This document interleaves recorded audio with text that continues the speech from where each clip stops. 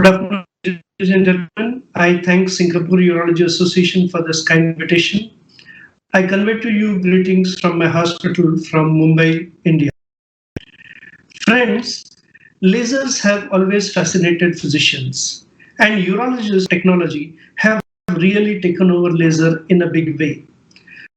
The journey of intracorporeal lithotripsy, which started with EHL ultrasound and ballistic lithotripsy, suddenly took a turn when whole beam laser came in. And with the advent of whole beam laser, it became the gold standard for management of stones, especially during ureteroscopy. Why we love whole beam laser? The depth of penetration of whole beam laser is just 0.4 millimeter, so it is safe for surrounding structures. It can fragment and ablate all types of stones, irrespective of their Hounsfield unit and size. It also has very good soft tissue applications, and overall, it has served us brilliantly for last 3 decades. The lithotripsy by whole beam laser happens either by photothermal mechanism or thermoelastic expansion. The more important among them are microexplosions. During microexplosion, the sudden hit by laser converts the water inside the cracks and pores of the stones into steam, and this steam generation leads to microexplosions which fragment the stone. The advantage, the stone fragments well, but disadvantage, this fragmentation is very erratic. When you want to reduce the pushback and reduce the fragment size, you would reduce the energy of the laser, and this would make the procedure quite time consuming. Because you need to nearly touch the stone by laser fiber, there is a risk of stone getting pushed back. Further, laser definitely creates a lot of heat, which may have deleterious effects on the ureter and on the kidney. So what has changed in 2021? No new generation laser has come, but we have learned to identify and we have learned to harness the power of the laser well. We know how to use the energy, frequency, and control the pulse width. Pulse modulation have arrived in form of Moses effect, and there are a lot of new non-whole beam lasers which have come up in the market to help us with our lithotripsy. So what happens when I use high pulse energy? When I use high pulse energy, the stone breaks brilliantly and very fast, but there is a risk of stone getting pushed back and also the burn back of the fiber. In contrast, when I lower the pulse energy, the stone fragmentation would take longer, rather the dusting will be better, the fiber is well preserved. Frequency doesn't have a direct impact on stone fragmentation, but obviously at high frequency the procedure will go faster and also the retropulsion would be slightly higher. Pulse width is one very important characteristic. What we mean by pulse width is that the energy that is generated by one's pulse is delivered over a particular amount of time. With long pulse, because the energy is delivered over a longer period of time, the impact of energy is less. And with short pulse, there is a sudden severe impact, and hence the stone fragmentation is more and the displacement of stone is higher. So at very low pulse frequency or pulse duration, pulse width, the stone will fragment erratically. At moderate pulse width, the stone will dust well. If the pulse width is very, very long, there is a theoretical risk of thermal damage to surrounding tissues. So how have we managed these three parameters? I would reduce the energy to the lowermost, increase the frequency to the highest, and increase the pulse width to the longest, and gradually paint the stone with laser energy. When I want to break the stone, step up the energy, reduce the frequency, reduce the pulse width. The stone would break well, and then you could pick up these pieces and remove them by Dormeo basket. If there are multiple small stones in a compact space, then you could use popcorn effect, where the energy is increased, frequency is reduced, and give ample time for dusting by popcorn. The longer you do this popcorn effect, the better the dusting is. The problems other than erratic fragmentation is that the laser fiber reduces the deflection of our scope and reduces the irrigation. This can be circumvented by using smaller laser fibers. Here we can see in a 1.2 millimeter channel, when I have a 50 micron core fiber, the space taken is very, very low. And with the standard 270 micron fiber, a significant amount of space is taken and the deflection will reduce. Further, with very small fibers, I would be able to go by the side of the basket, and if the basket is trapped with a stone in it, I would be able to fragment the stones that are trapped in the basket. Retropulsion and fiber tip degradation we will discuss. Fiber tip degradation is a definite problem. This would happen at all modes of energy, will be more at higher pulse energy and for harder stones. With longer pulse mode, the degradation will be low. Here is a compilation of the impact of all different parameters, and we can finally say that if the stone is hard, step up the energy, reduce the frequency, make the pulse short. If the stone is soft, reduce the energy, increase the frequency, and make the pulse duration long. With this, you will be able to dust the stone better. A lot of innovations in holmium laser have come up.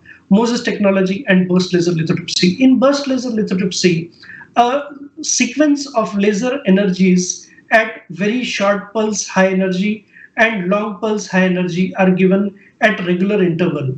With burst laser lithotripsy, the pushback is less, the fragmentation is better, and the dusting is better. Moses technology is being marketed extensively by many laser companies now. This started with luminous laser.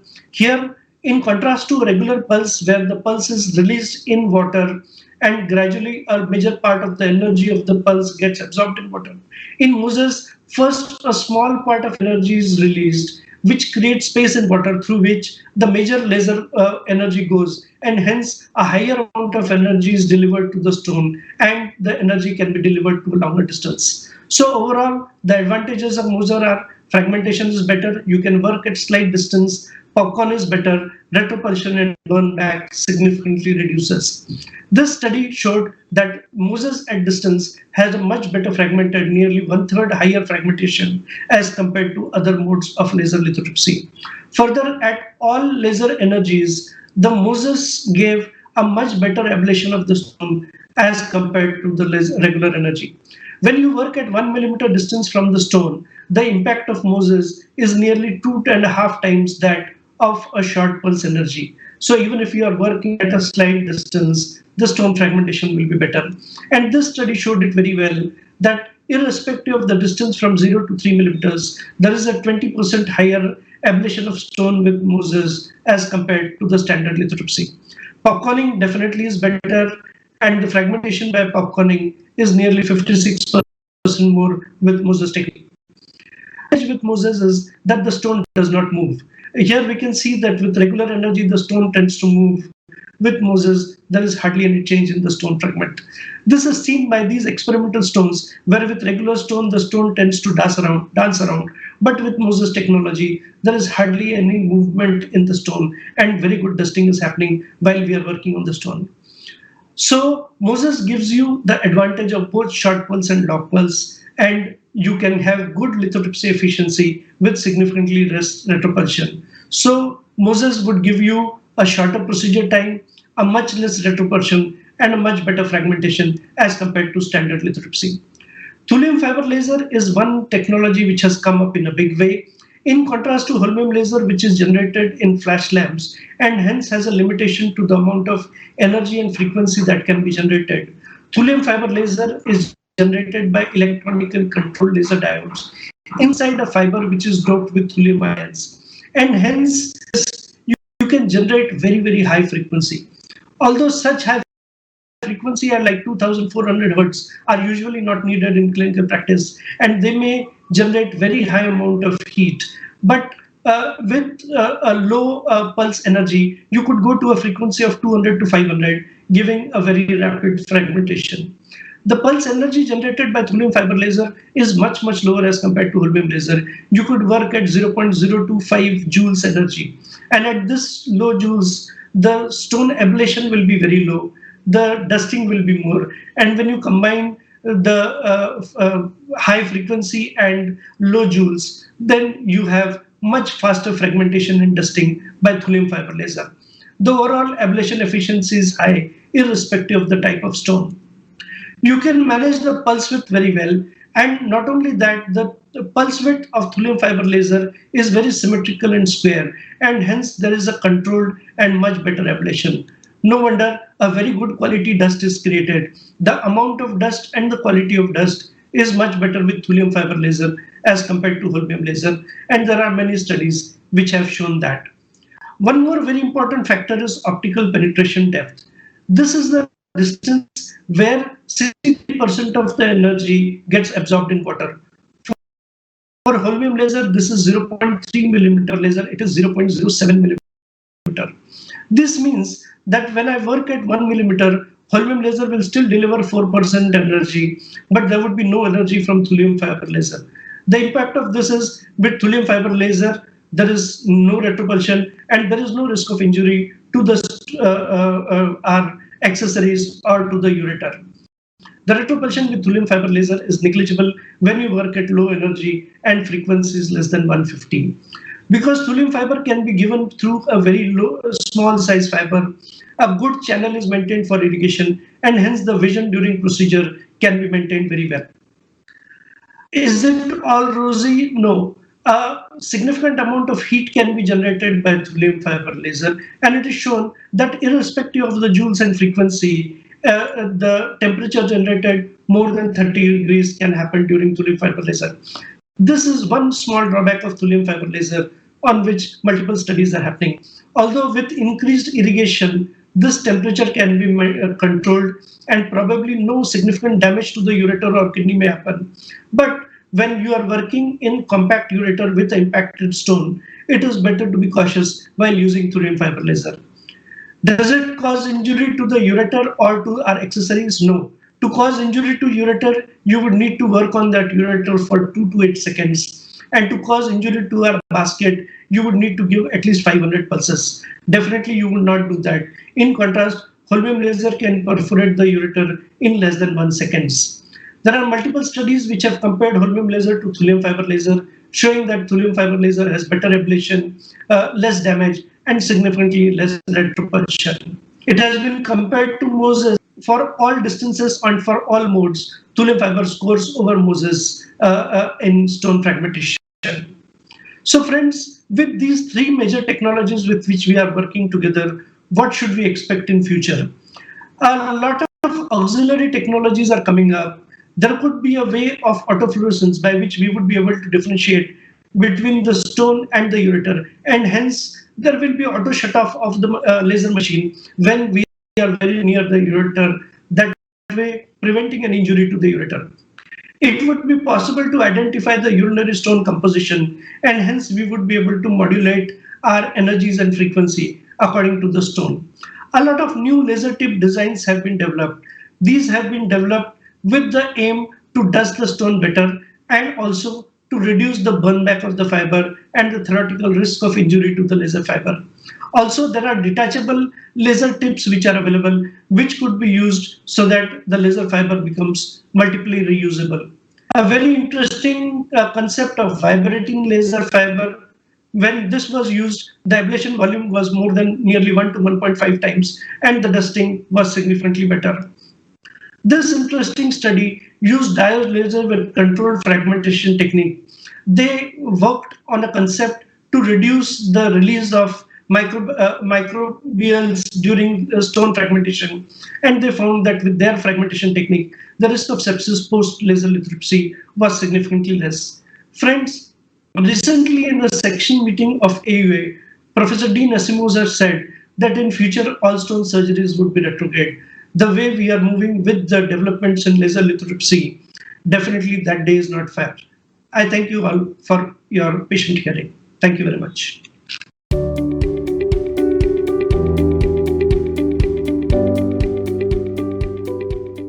Hey, good afternoon. My name is Dr. Palaniappan Sundaram, and I'm from Sengkang General Hospital. I thank the organizers for giving me this opportunity to speak today. My topic is scopes and sheaths. The outline of our talk is as follows. We're going to be looking at flexible ureters, which are fiber optic, digital, and single use. Then we'll move on to ureteral access sheaths, the benefits, and some of the new innovations that are out there. And then we'll round off with some take-home messages. A brief history about flexible ureteroscopes. So in 1964, Marshall reported that he was able to look into the ureter to visualize a calculus with the first passively deflectable ureteroscope. Then a few years later, Takagi, in 1971, went all the way into the collecting system and was able to visualize papilla as well as the renal pelvis. They also encountered some difficulty into entering the ureter from the bladder, and they developed a Teflon guide tube, which was the earliest ureteral access sheath in 1974. Bagley did some modifications. He came up with the active deflection, then introduced working channels for instruments and irrigation throughout the 80s. And this is probably similar to what we have now as the flexible fiber optic telescope. Then about 20 years later, which is when we had the next development in flexible ureteroscopy, this was with the digital technology, and Gyrus ACMI then developed and introduced the digital flexible ureteroscope in 2006. Then another 10 years later, we have Boston who introduced LithoVue, which is the flexible single-use digital ureteroscope. So here you can see some fiber optic scopes on the left, and then a host of digital scopes on the right. The image at the top shows the honeycomb pixelated image that you get with all fiber optic telescopes. And these are all fragile. They also have to be combined with a bulky camera head and light cable. This makes all of this setup cumbersome, heavy, and therefore not very suitable for long surgery. Digital telescopes, on the other hand, gives you clearer, brighter, larger images, as you can see. This because of higher image resolution. With the integrated imaging and light cable, you have something which is lighter and more friendly, and therefore less fatigue for your muscles, particularly if you're doing a long case in the lower pole. The drawback, however, with the digital ureteroscope, it's the bulking image sensor. And this results in a large shaft and tip design. Now, again, on the left is the fiber optic telescopes, clearly smaller tips of the ureteroscope, and comparing that to the larger tips of the digital ureteroscope. The tables above summarize the characteristics of these telescopes. So apart from the tip and the shaft size, which are clearly different, the deflection, the working channel are very similar. So you get about 270 degrees upward and downward deflection, and the working channel size is about 3.6 French. The Storrs telescope is the only one which is slightly different. So they make an oval and flat tip compared to all the other manufacturers, which make round, tapered tips. There's also a slight difference with the Wolf system. They have a telescope called a Cobra, and they have 2 working channels with them. Now, then one might wonder, why do we still have fiber optic telescopes? Because they're smaller, they're more maneuverable, you have a better end-tip deflection, and this study shows that this could be up to as much as 20 degrees more. But this small advantage gives you the added benefit of reaching sharply angled, difficult lower pole calyces, and also into narrow infundibulum with a smaller tip, compared to that of a digital telescope, which are larger. So apart from the Storrs Flex XC, the Olympus scopes and the LithoVue scopes in this particular study all had difficulty entering a sharply angled lower pole calyx. Now, the big problem with flexible ureteroscopy was always the cost. And because it's difficult to maintain, there's some fragility with the equipment, you can also end up with multiple damages requiring costly repairs. Now, this then proved to be a segment that needed innovation, and we now have the single-use telescopes. So there's a wide array of single-use digital telescopes. They have many advantages, so they are always available. They're new every time. You don't need to worry about sterilization. There's no cross-contamination between patients. There's no wear and tear, and that's the most important thing. So you don't lose deflection. You always have a new scope, which gives you great imaging every case. Now, the table, again, is supposed to summarize some features of the reusable digital scopes, which are the first 3, and all the other single-use telescopes, which are below. The main thing that I would like to highlight here is the weight of these new single-use telescopes. They're all between 100 to 270 grams. very different to the reusable digital telescopes, which are all above at least 500 and close to 900 grams. So again, if you have a lighter telescope, it is easier to maneuver. It is also less fatigue and more ergonomic for the operator. You must always remember, are there any other differences apart from this? And there aren't many. The shaft size, very comparable to your reusable telescopes. The deflection and the working channels are all about the same. What are the disadvantages of having single-use telescopes, one might then wonder? And that's basically the impact on the environment. Though there's a study by Davis which showed that there are comparable carbon footprints between reusable and single-use telescopes, you must still remember there's a huge amount of plastic waste that's generated with single-use telescopes. There's also another part about scopes and cost. With the single-use telescopes, in a low-volume center, maybe they're comparable, but if you do high volume, then certainly the costs may add up with single-use telescopes. The last thing that I want to highlight about flexible ureteroscopy would be the working channel. So if you are working in the right kidney, you would want to prefer a scope with a 3 o'clock channel. And if you're working in the left kidney, you prefer a scope with a 9 o'clock channel. I study that demonstrates the reason for this. If you were to look at the X2, which comes with a 9 o'clock channel, and the XC, which comes with the 3 o'clock channel, the amount of green that you see on the stone tells you the amount of stone that can be targeted by your laser. And clearly, there's more green with the XC compared to the X2. And therefore, if you're working in the right kidney, you can certainly get more advantage in treating your stone with the 3 o'clock channel. Now compare that with your left kidney. If you use the X2, you see more green compared to the XC. And now the X2 has the 9 o'clock channel, and therefore you should choose the X2 with a 9 o'clock channel if you're working on the left kidney. Switching gears, we're going to move on to ureteral access sheaths. Now, these are meant to facilitate multiple entries and exits for your ureteroscope. They also allow maintenance of low intrarenal pressure, limiting your pilovenous reflux, which may then reduce sepsis rates. Also facilitate irrigation, therefore improving vision. You may also reduce the operative time due to better vision. And there's also a chance that your telescopes are more protected because you don't have to negotiate through the turns of the ureter, reducing the strain on the tip of your telescope. It may allow small fragment passage. It may also reduce cost, but these are still debatable.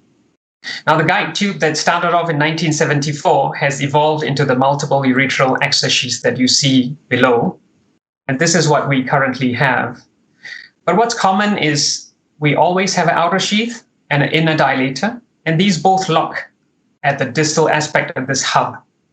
And this is advanced using a guide wire and under fluoroscopic control. There are people who would place 2 guide wires, and to save you the time on placing 2 guide wires so that you have one working and one safety guide wire, there have been modifications by Coloplast and Cook to develop such access sheaths where you have a guide wire once backloaded is then exiting through a slit, which allows your working guide wire to become a safety guide wire in one maneuver. Certainly, this would help those who prefer safety guide wires in their surgery. Which scopes fit into which access sheaths? This is very important because you don't want to have a telescope that doesn't fit your access sheath. So if you have a smaller telescope, and these are the fiber optic telescopes, you can go to an access sheath of size 10-12 French, or even down to 9.5, 11.5 French. If you have a digital telescope, then you may not be able to go as low as 10-12. Probably you're looking at a 11-13 French access sheath or a 12-14 access sheath. You must remember to insert the access sheath, but you don't want it to go all the way into the kidney as well. You need to remember to stay below the pelviureteric junction because the tip lip deflection will be limited if you're too far into the kidney. As you can see from these pictures, the telescope, which is only 1 centimeter out of the ureteral access sheath, is unable to deflect further than maybe 30 degrees. But once you are far outside the access sheath, so in this case 4 centimeters outside the access sheath, you get maximal deflection. Intrarenal pressure is what is key with using the access sheath. This gives you the ability to reduce the pressure within the kidney, and this depends on inflow and outflow. If you remember, the working channel size is the same for all telescopes, 3.6 French. So what we can manipulate is only the outflow. Now, how do you determine the outflow of your irrigation? And this depends on the space between the ureteroscope and the ureter, or if you use a ureteral access sheath, is that space. So the larger that space, the greater the outflow. So in the first diagram, if you use a smaller telescope, you have greater outflow and therefore a reduction in the intrarenal pressure. And if you use a ureteral access sheath, you also have the intrarenal pressure reduction because of greater outflow. This study then showed that a larger access sheath gives you low pressures, and if you come up to a smaller access sheath, you get higher pressures. And this not only applies to a whole range of access sheath here from 1214 to 9.5, but even between access sheath, which are supposedly similar in size, 1012, you see that there's some difference in the inner diameter. So it's 3.5 millimeters for the Rocamed sheath and 3.3 millimeters for the coloplast sheath. There are differences in the pressure between the two. So clear differences in the pressure due to the inner diameter. So it is important for you to understand that inner diameter is the most important determinant for your outflow. If you have anything within the channel, so the different lines tells you that there are instruments within the working channel, then this would reduce the inflow. So clearly, if you have less inflow, the pressure also reduces. Apart from understanding that larger sheaths are important to reduce the pressure, you must not go too large. So these are from the very famous pictures from Oliver Traxler.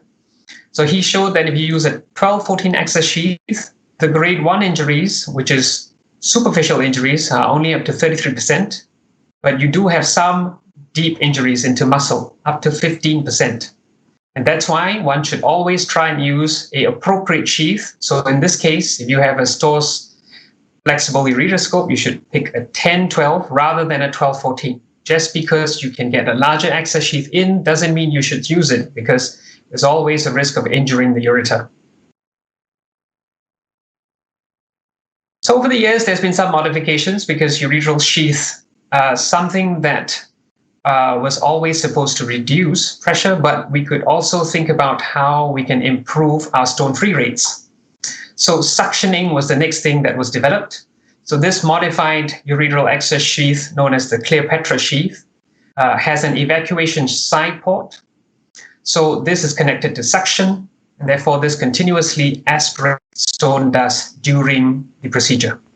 Now, if you were to remove the ureteroscope through the access sheath, then it also allows a path for small fragments to pass out through this side port.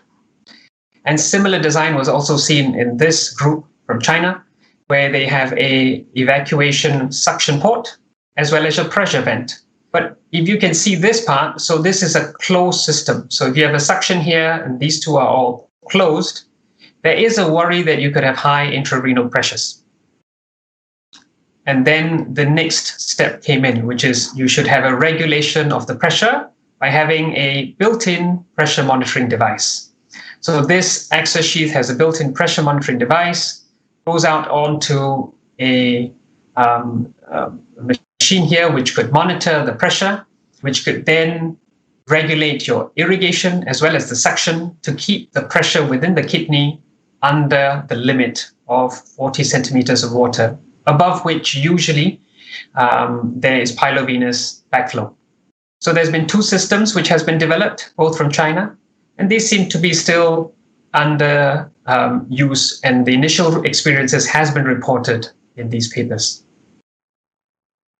So in summary, we'd want to look at reusable fiber optic and digital ureteroscopes as things which are comparable. Single-use ureteroscopes has its clear advantages, and they are particularly useful if they are being trialed in difficult cases, which could be challenging lower calyceal stones or large stones, where you worry about damaging your reusable, expensive telescope.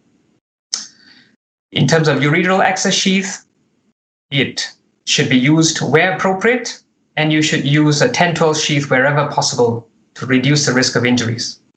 You should also avoid forced insertion, and if you ever did that, always examine the ureter when you remove the access sheath. And there are definitely innovations which are in the pipeline, both for ureteroscopes and the ureteral access sheath in both suction and pressure regulation. Thank you very much.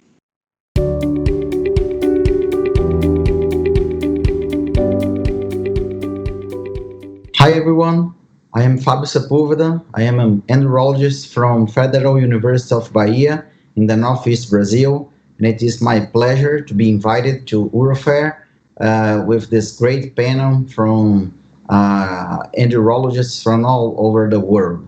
Today we are going to talk about approaches and techniques in stone fragmentation. These are my disclosures, and the objectives of this talk will be to review the approaches and techniques in intracorporeal kidney stone fragmentation, and I'll try to bring light over new concepts, over the critical evaluation of results, and how to select an adequate approach to the right patient, the right stone, and what are the new trends in kidney stone fragmentation. So for a long time, we've been classified or even rotulated as two types of endourologists: a classic stone breaker or a modern duster. And this has been since the first description of laser settings, in which a classic stone breaker usually uses low frequency, high energy, and short pulse, as we've seen here as 5 hertz frequency and 1 joule energy, and which is popularly known as basketing. And the modern dusters usually use a high frequency, low energy, and long pulse. As a good example of this is a 12 hertz frequency, 400 millijoules energy, and which is popularly known as dusting. But for flexible ureteroscopy, these settings are used worldwide. They have been popularized for the last 10 years, but we have different settings, as we can use also for dusting the stone high frequency.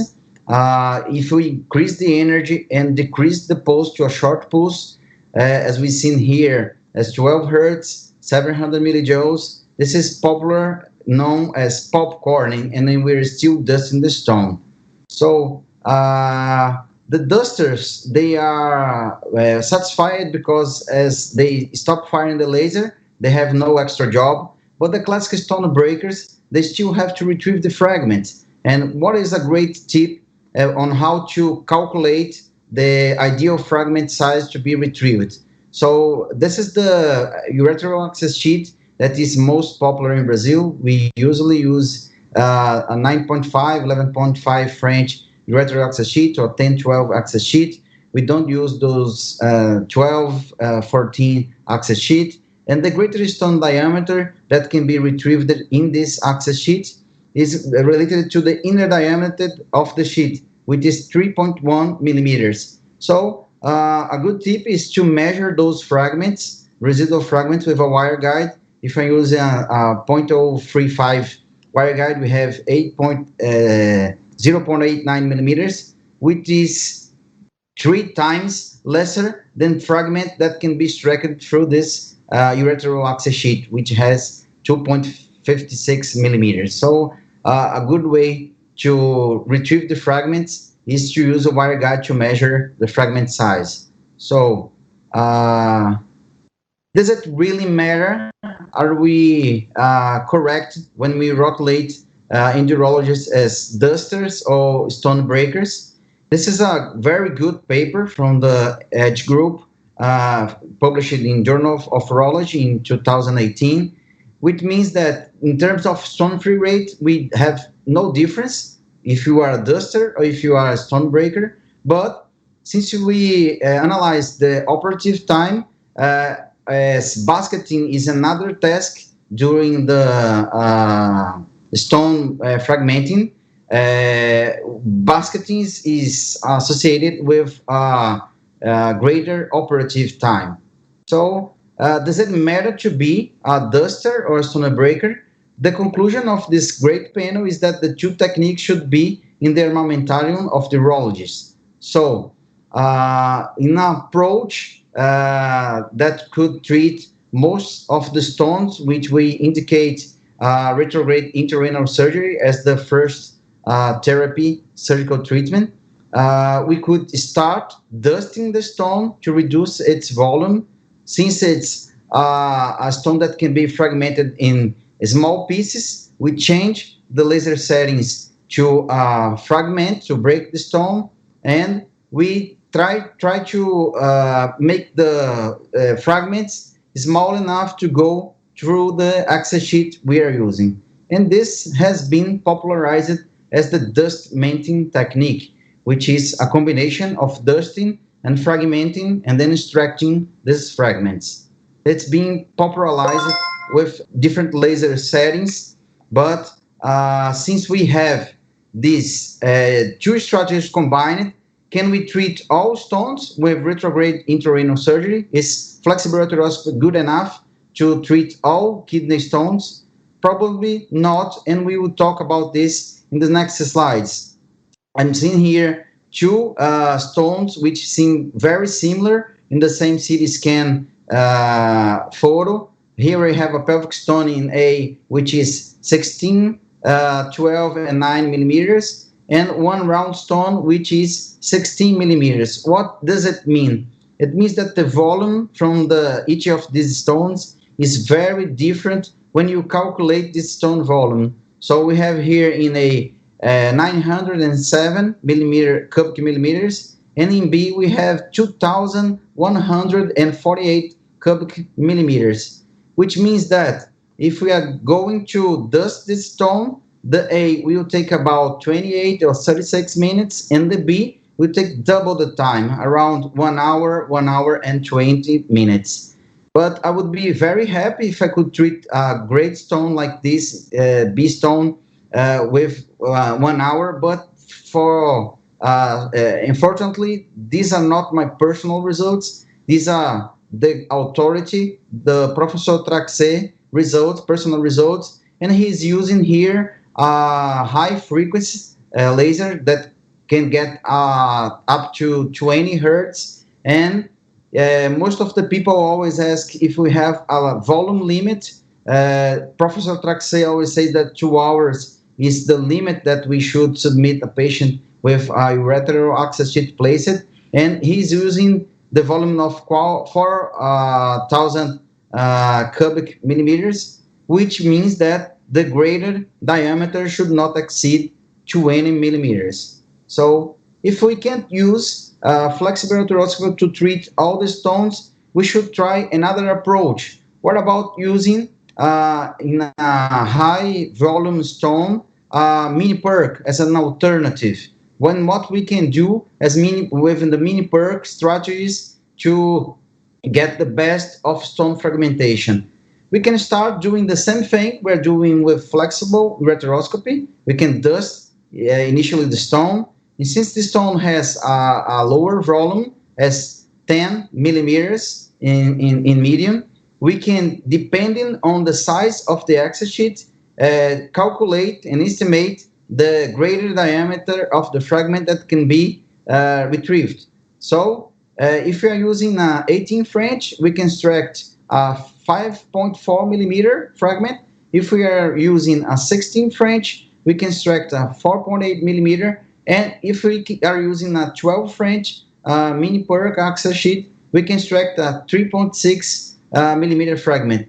And it means that the number of fragments is also compared to the greater diameter. We would retrieve in an 18 French only 6 fragments. In a 16 French, we extract 9 fragments. In a 12 French, we extract 22 fragments. So probably will be much more faster with a mini perk than with retrograde intrarenal surgery, because we always can use a strategy to retrieve the stones without the use of disposables. This is the Bernoulli effect, which is a special flow of fluid which can grab the stone without the use of any disposables through stone retrieval. And what are the new trends in stone fragmentation?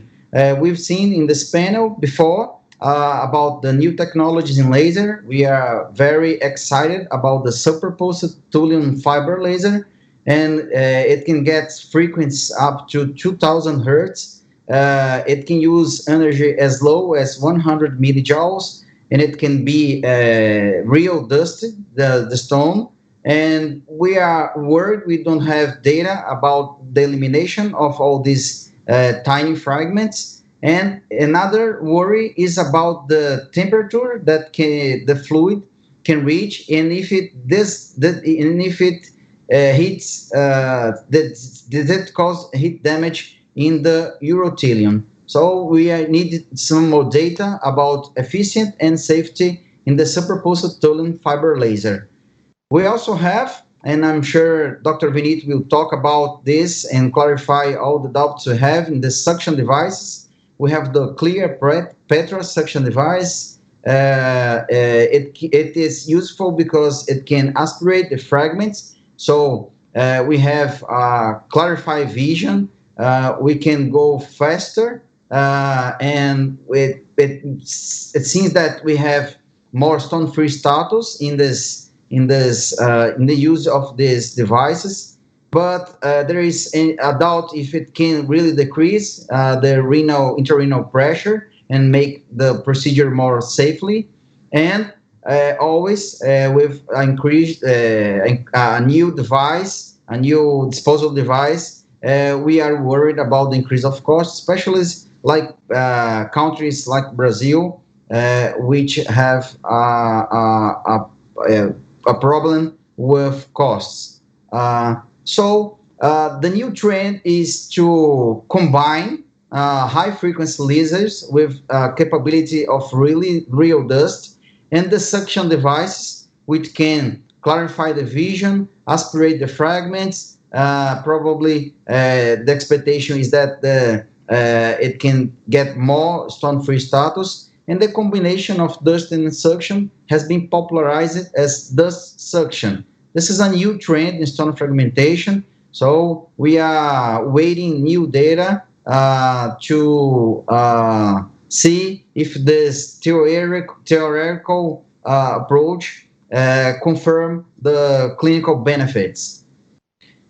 But since we have this combination of dust and suction, can any stone be treated with superposed thulium fiber laser or high frequency lasers and suction? Here is guys for a complete staghorn with a huge volume stone. I think that to critical analyze the combination of approach, source of energy, and even the parameters that we use to fragment the stone, we should do by the light of evaluating if in the same procedure we can treat a greater volume of stone in a shorter operative time, and this concept is now known as stone clearance.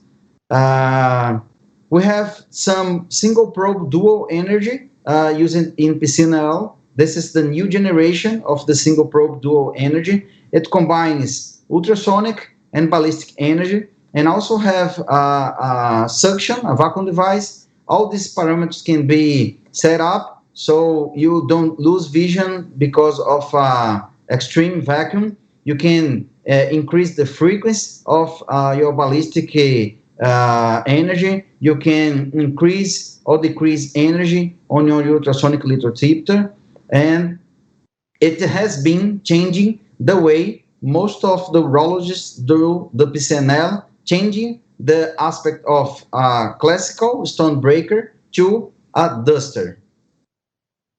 This is the data from the developers of the lithotripter, which means that 1 centimeter cubic beagle stone can be treated in a little more than 20 seconds, which is really fast.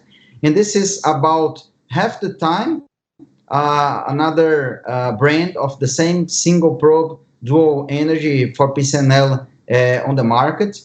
And due to all this talk, it means that should we always use combined lithotripsy for all the stones? Probably not, because of all the risks involved in PCNL. One approach or technique does not fit all the patients, and I really like to tailor the approach, and this has been popularized by Dr. Cesare Scoffoni.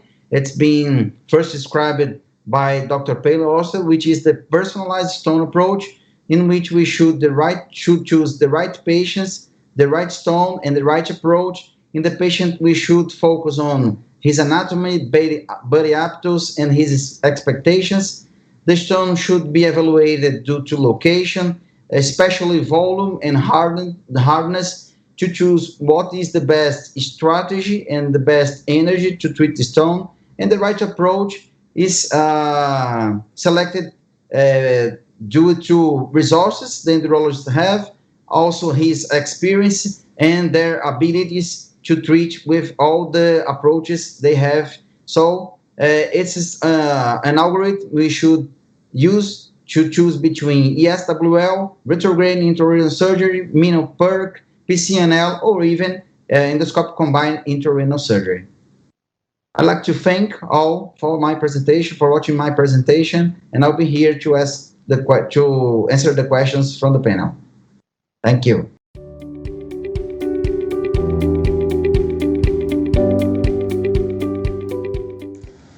Hello. So my topic today is on the size of a PCNL. Between the ultra, mini, and micro, is the size always better? I'd like to change this around and say it's really about our adventures in PCNL. And I'll probably understand why towards the end of this lecture. Now, PCNL we all know, is technically challenging on many fronts. It's not just the puncture, which is what most of our residents are focused on. After we puncture, we need to dilate it. We need to think about how we can torque and maneuver the scope to get at all the stones. And of course, we need to think about the fragmentation techniques and devices that we have. So the size of the sheath carries with it its own set of challenges and its own skills in trying to use each individual device. There has been some published data. I'm just choosing one to show you where they look at the difference in sizes. This is a very nice study looking at standard PCNL, mini, and ultra mini. And of course, the sizes they define here as 20 French and 11 to 14. Micro they define as anything less than 10, which I think is a fair definition. So what they found is that ultra mini had the shortest length of stay, but the highest retreatment rate, meaning it doesn't clear the stone as good. PCNL had the highest complication rate, as expected with a large bore. And mini PCNL had the same clearance as the PCNL, but less complications. So the suggestion here, of course, is that the mini PCNL, with the size less than 20 French, would be a nice new sweet spot for the size of a puncture. And if you look into PubMed, you will see that the size comparison is a hot topic for meta-analysis. But I will put it to you that this is really comparing apples and oranges. Our previous study that I showed, they made a point to say that the people who were doing these procedures were already mounted the curves and are doing it as a standard. So by combining studies which are both exploratory in some ways, as people on the learning curve as well as people who are expert, sometimes we may not be comparing the same thing. So in consideration of a PCNL technique, I think we should always go back to what technique do I know, and whether the technique that I know and the technique I'm comfortable with is suitable for this particular stone. We also need to think about what the patient wants. Some patients really don't want to have multiple procedures, and their risk tolerance would be a bit higher.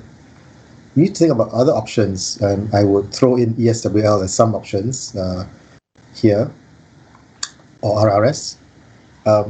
And at the back of our minds, of course, because we're pushing things like supine and mini and micro, whether I can learn a new technique that would be appropriate for this particular patient's stone.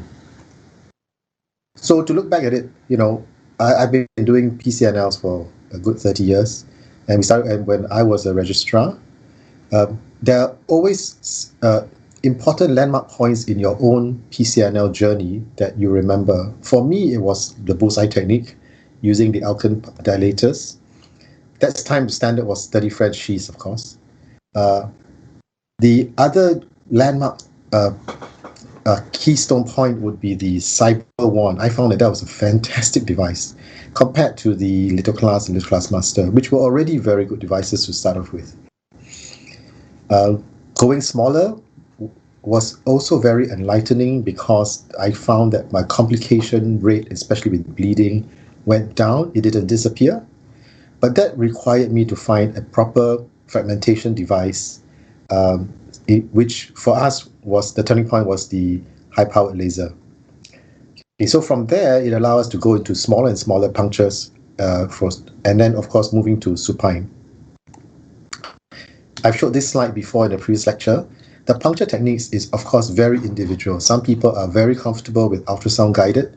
I am more comfortable with X-ray guided, and I break it down into three different types: either a bullseye technique, which most of us are familiar with, the triangulation technique, which would be easier to do in supine, but I will show you that I prefer bullseye even in supine, and what I call cognitive. Cognitive really is an expert's technique where, again, just based on experience, how the kidney moves as the needle goes in, they kind of roughly know where to puncture the kidney with a single pass. And it's impressive, but hard to teach. Okay, so just to recap, why would we go smaller? We go smaller, of course, because it bleeds less. And because it bleeds less and the puncture is smaller, the patient actually recovers faster. That's my personal experience too.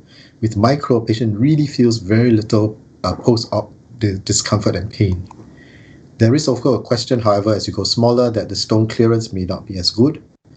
And when we're looking at the smaller scopes, smaller systems, whether the system is open or closed. With a closed system, we're concerned about pressures and we're concerned about infection. Okay, and going smaller has its own set of challenges because the newer systems tend to be disposable, and that adds cost to the patient. The smaller scopes would obviously have a slightly poorer vision compared to the larger scopes. The rod lens is still our de rigueur standard device, so this would be something that you need to consider, especially when the smaller scopes are really much looking like a ureteroscope. Okay. Now, as far as efficiency of fragmentation device is concerned, the smaller you go, the more you're reliant on the laser. One other thing to consider for going smaller is whether the technique is it just going smaller with the same technique, or do you need to use a new skill in terms of the puncture or the dilatation, right? Because of the increased risk of residual stone, whether the patient has an appetite for multiple procedures, something always to consider. Okay, so I don't hope for this lecture to make you change your technique. I think it will be best for me to share my personal insights vis-a-vis real-world cases. So we've been doing standard to mini to micro over the last 2 years. Okay, so I'm showing you cases which I've done in the first 4 months of 2021. So I'm still using all of these techniques in different settings. Let's start with the first one. This patient had a bilateral kidney stone. It's a 74-year-old fit male, very hard, Hounsfield units of 1400. And you can see that there's fairly large volume stones on both sides. Okay. His patient was supposed to have a PCNL last year, but everything was postponed because of COVID. So I decided to do a bilateral, one setting, prone PCNL. Why did I choose prone? It's really because I can get access to both sides fairly easily. I could do supine, but I feel that to reposition the patient and to just start adjust again really takes a lot of time. So I'm familiar with prone. I'm familiar with the technique, so I find it is easy. Okay, so this is the intraoperative X-rays. I use a bullseye technique. That's my standard. Okay, and 16 French. So 16 French mini PCNL set from Stotz, which is our standard device. So it's a single dilatation step. We puncture on both sides. I have a high power laser, so I can go into fragmentation mode, breaks it up into nice small pieces. You could say this is the equivalent of using a Swiss little class, which is perfectly fine if you have that. That my Swiss little class is my backup machine. Intraoperatively, we flush the fragments out, but because those of you who are familiar with prone will know that it's sometimes a bit hard to flush out very dense stone fragments. So the technique I used here is to plug the sheath intermittently to build up pressure, and as I let go of the sheath, the flushing effect is more efficient. It also is useful to kind of direct the sheath to where the fragments are, so it flushes better. I find that the siphon effect, the so-called siphon effect of the MIP set, is less effective in the prone, and we cleared both stones fairly happily in about 2.5 hours. So this is the immediate post-operative CT scan, and I'm changing it to a bone window. We do this just to see whether the stones, what's left behind is hard or not. Yeah. Okay. Oops, sorry. And this is him 6 weeks later. So essentially the rest of the fragments have really come out. This is pretty much the only ones left. So he's quite happy with that. So the reflection of doing prone bilateral in this day and age where a lot of people are pushing for supine is that because the anatomy is fairly straightforward, it's not a complex stone, not complex staghorn. The stones are very hard. I'm very familiar with the PCNL. I'm very familiar with the MIP set. And I'm pretty confident the high power laser can clear the stones quickly. So I reverted to my go-to technique, prone MIP PCNL, to cut down the surgical time and to clear the stones. The second case, this is a 65-year-old fit woman, slightly a partial staghorn, not too complicated, in very hard. She came looking for me for supine PCNL because she read it, that she preferred it. Okay, so we decided to do a supine. Okay, I use a bullseye under table C-arm to puncture, and so this X-ray just shows the puncture technique. You can see this is the collecting system, the stone and collecting system. So the vision, the appearance of the stone is a little bit odd in the under table bullseye approach. This is the AP, but it was a fairly easy puncture. Again, 16 French, and then fragmentation mode, and I flushed the system out. So the good thing with supine, and most people who have done supine will agree, that the stone fragments flush out very easily in the supine because you're not working against gravity in the prone. At the end of the procedure, we put in a flexible ureteroscope, okay, just to look inside all the calyces. Happy. So no real issues after that. This is her. She was discharged on the second POD, fairly good recovery.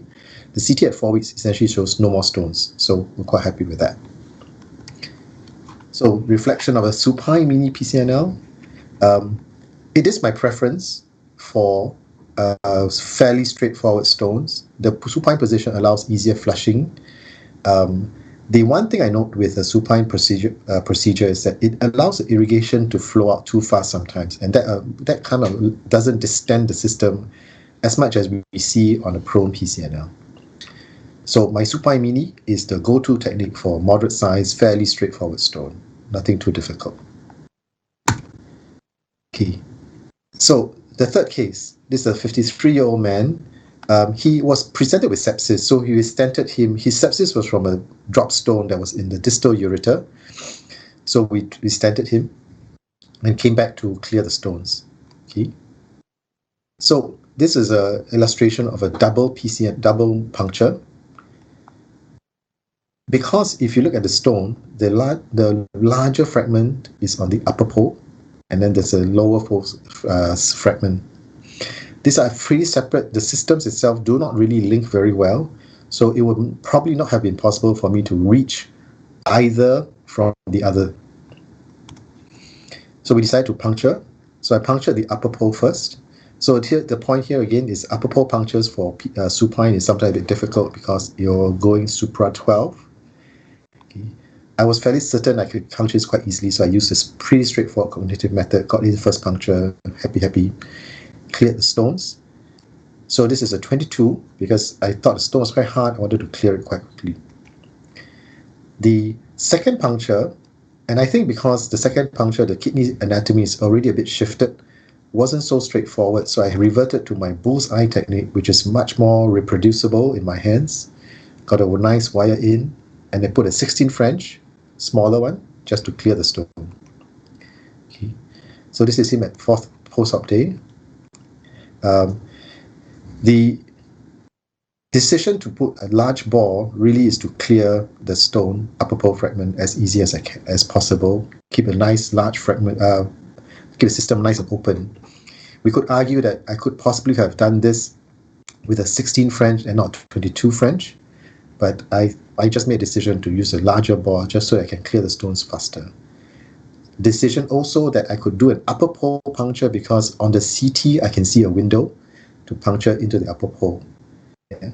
The other learning point for this particular case is when I have difficulty puncturing the system, I revert to my bullseye technique. It's just more accurate. Fourth case. This fourth case is a patient where we did a combination of retrograde intrarenal surgery as well as a puncture. Right. So he had bilateral stones. The one for discussion here, of course, on the left side, and it's variable Hounsfield units. We started with him in the little position, cleared the right side first. You can see this was going to be difficult whether you use ESWL or RRS. Okay. So in retrospect, could we have done this as a mini micro-perc? Could we have considered that? Went on to the left side, we repositioned him, of course, to our supine position with the RRS first. So got in there, started clearing the stone, punctured with a micro-perc. So our micro-perc was a 8 French sheath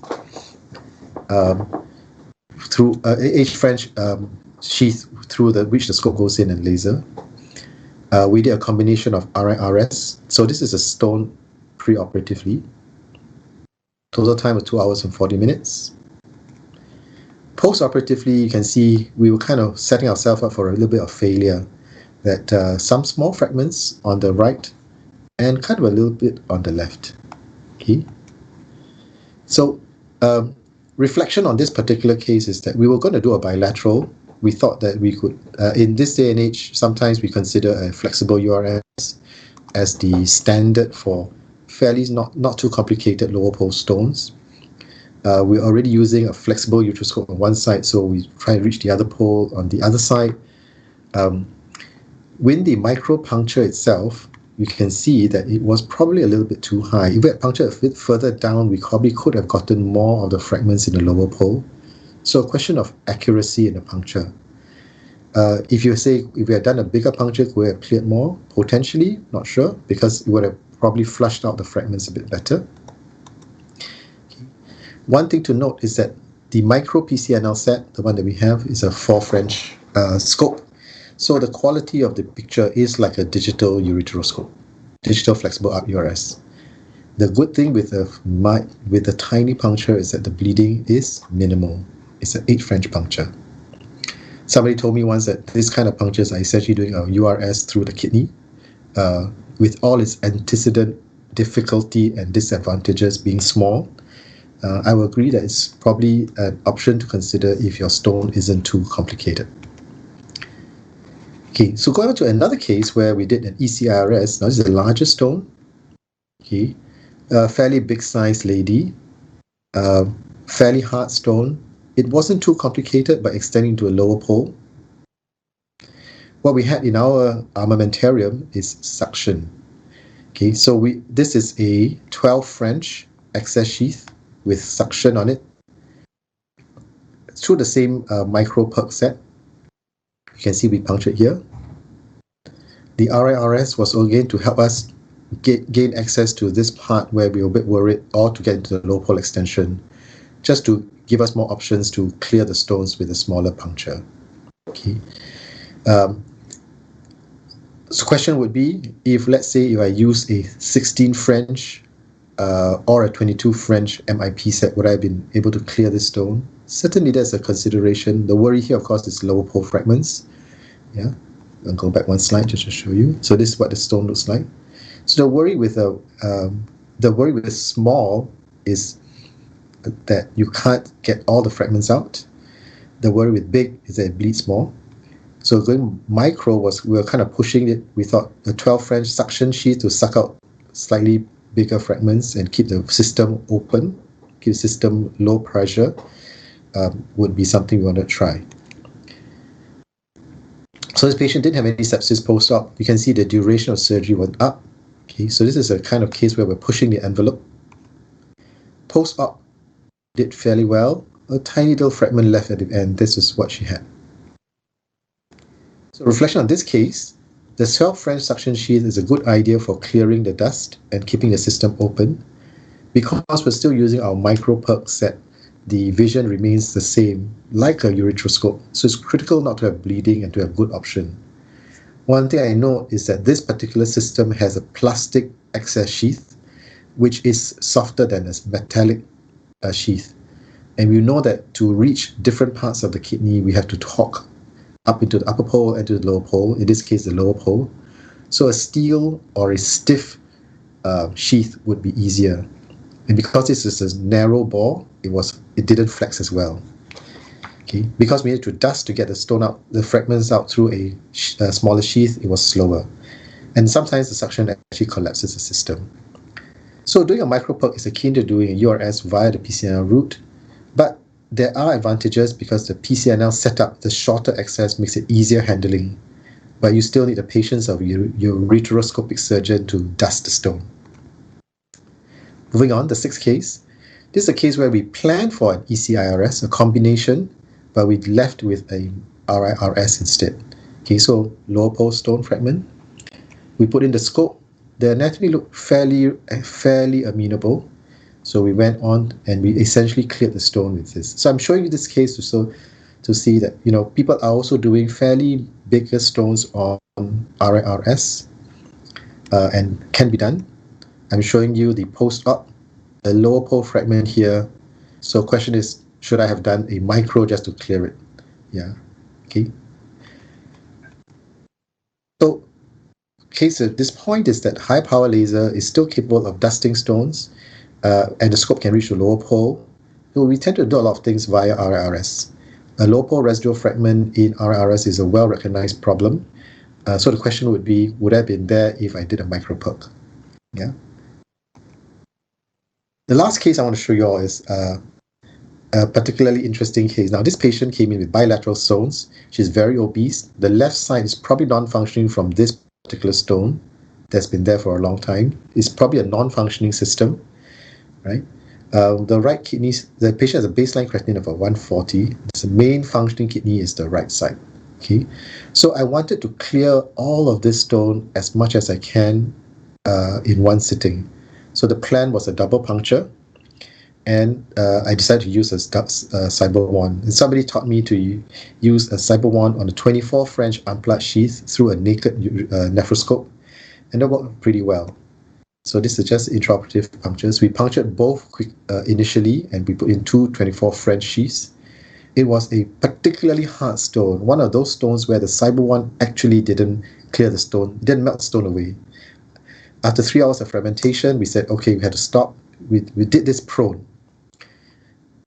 But I left the nephrostomy tubes. This is the first set of CT scans. I got the most of the upper pole bits sorted out, but this was still remaining. So I brought her back for a second procedure with both PCNs still intact. The upper pole access was the better one, so I put in a 22 French MIP set on the low in the supine position, used a high-powered laser, fragmented the stone and flushed it all out via the ureteric catheter. Took another 3 hours. There were some fragments in odd calyces which were actually reached with the 16 French sheath through the other puncture. Okay, and this is her at the end. Essentially, she's pretty much stone-free. Just a small note that I did a URSLL just to clear the stone on the left side. Just give her an option because I think she's headed for a nephrectomy here, but she didn't want a nephrectomy just yet. Okay. So in a single functioning kidney, the question is, do we go minimal or do we go maximal to want to clear the stone? So again, the question here is revert to what you're most familiar with, prone. I was very familiar with CyberWand, and I thought that would have cleared in one sitting. Unfortunately, I needed two, but the plan was for a double puncture PCNL. The stone was unusually hard, but the second PCNL, second look with the supine position went surprisingly well. A point I made about the metal sheaths making torquing of the scope much easier. So, but careful again, because this is a single kidney, functioning kidney, I was careful not to over torque it to cause more trauma. Okay, so to sum up, the size of the sheath has implications in operative time, stone clearance, recovery time, complications. And of course, we weigh that against the stone complexity and the stone hardness and the renal anatomy. So it is a highly operator-dependent procedure. There are multiple techniques for puncturing and positioning. There are multiple modes of fragmentation, multiple sizes of puncture. Each one has its pros and cons. Just a quick shout out for supine. I still think supine is good. Prone is the technique I revert to really only if I need to. In supine, the problem is sometimes you need to reposition the patient. Rubber pole tends to be a bit harder to reach, but it actually makes evacuation of fragments easier. So the trade-offs are that the size of the puncture, the smaller the size of the puncture, the more your optics and your functional lumen is compromised. You have better optics with a bigger scope, and you have also more fragmentation options. The trade-off is that you may have more bleeding complications. So my take-home message is that you really need to tailor the approach of PCNL or ECRS or RRS to the particular stone and to the particular patient. Take into account the body habitus, ease of puncture, hydronephrosis, how really complex is the stone, and what are your fragmentation and retrieval options. So to say smaller is not necessarily better, but even in 2021, different approaches can be used. It's your own journey that will influence how you use the technique, and an individualized approach to PCNL is the way to go. Thank you very much.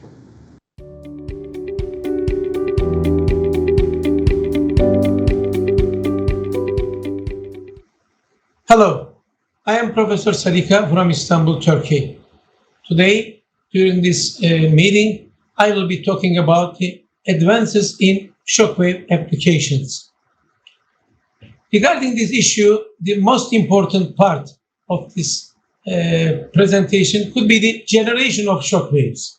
And we know that Dornier HM3 was the first lithotriptor to be widely used in clinical practice.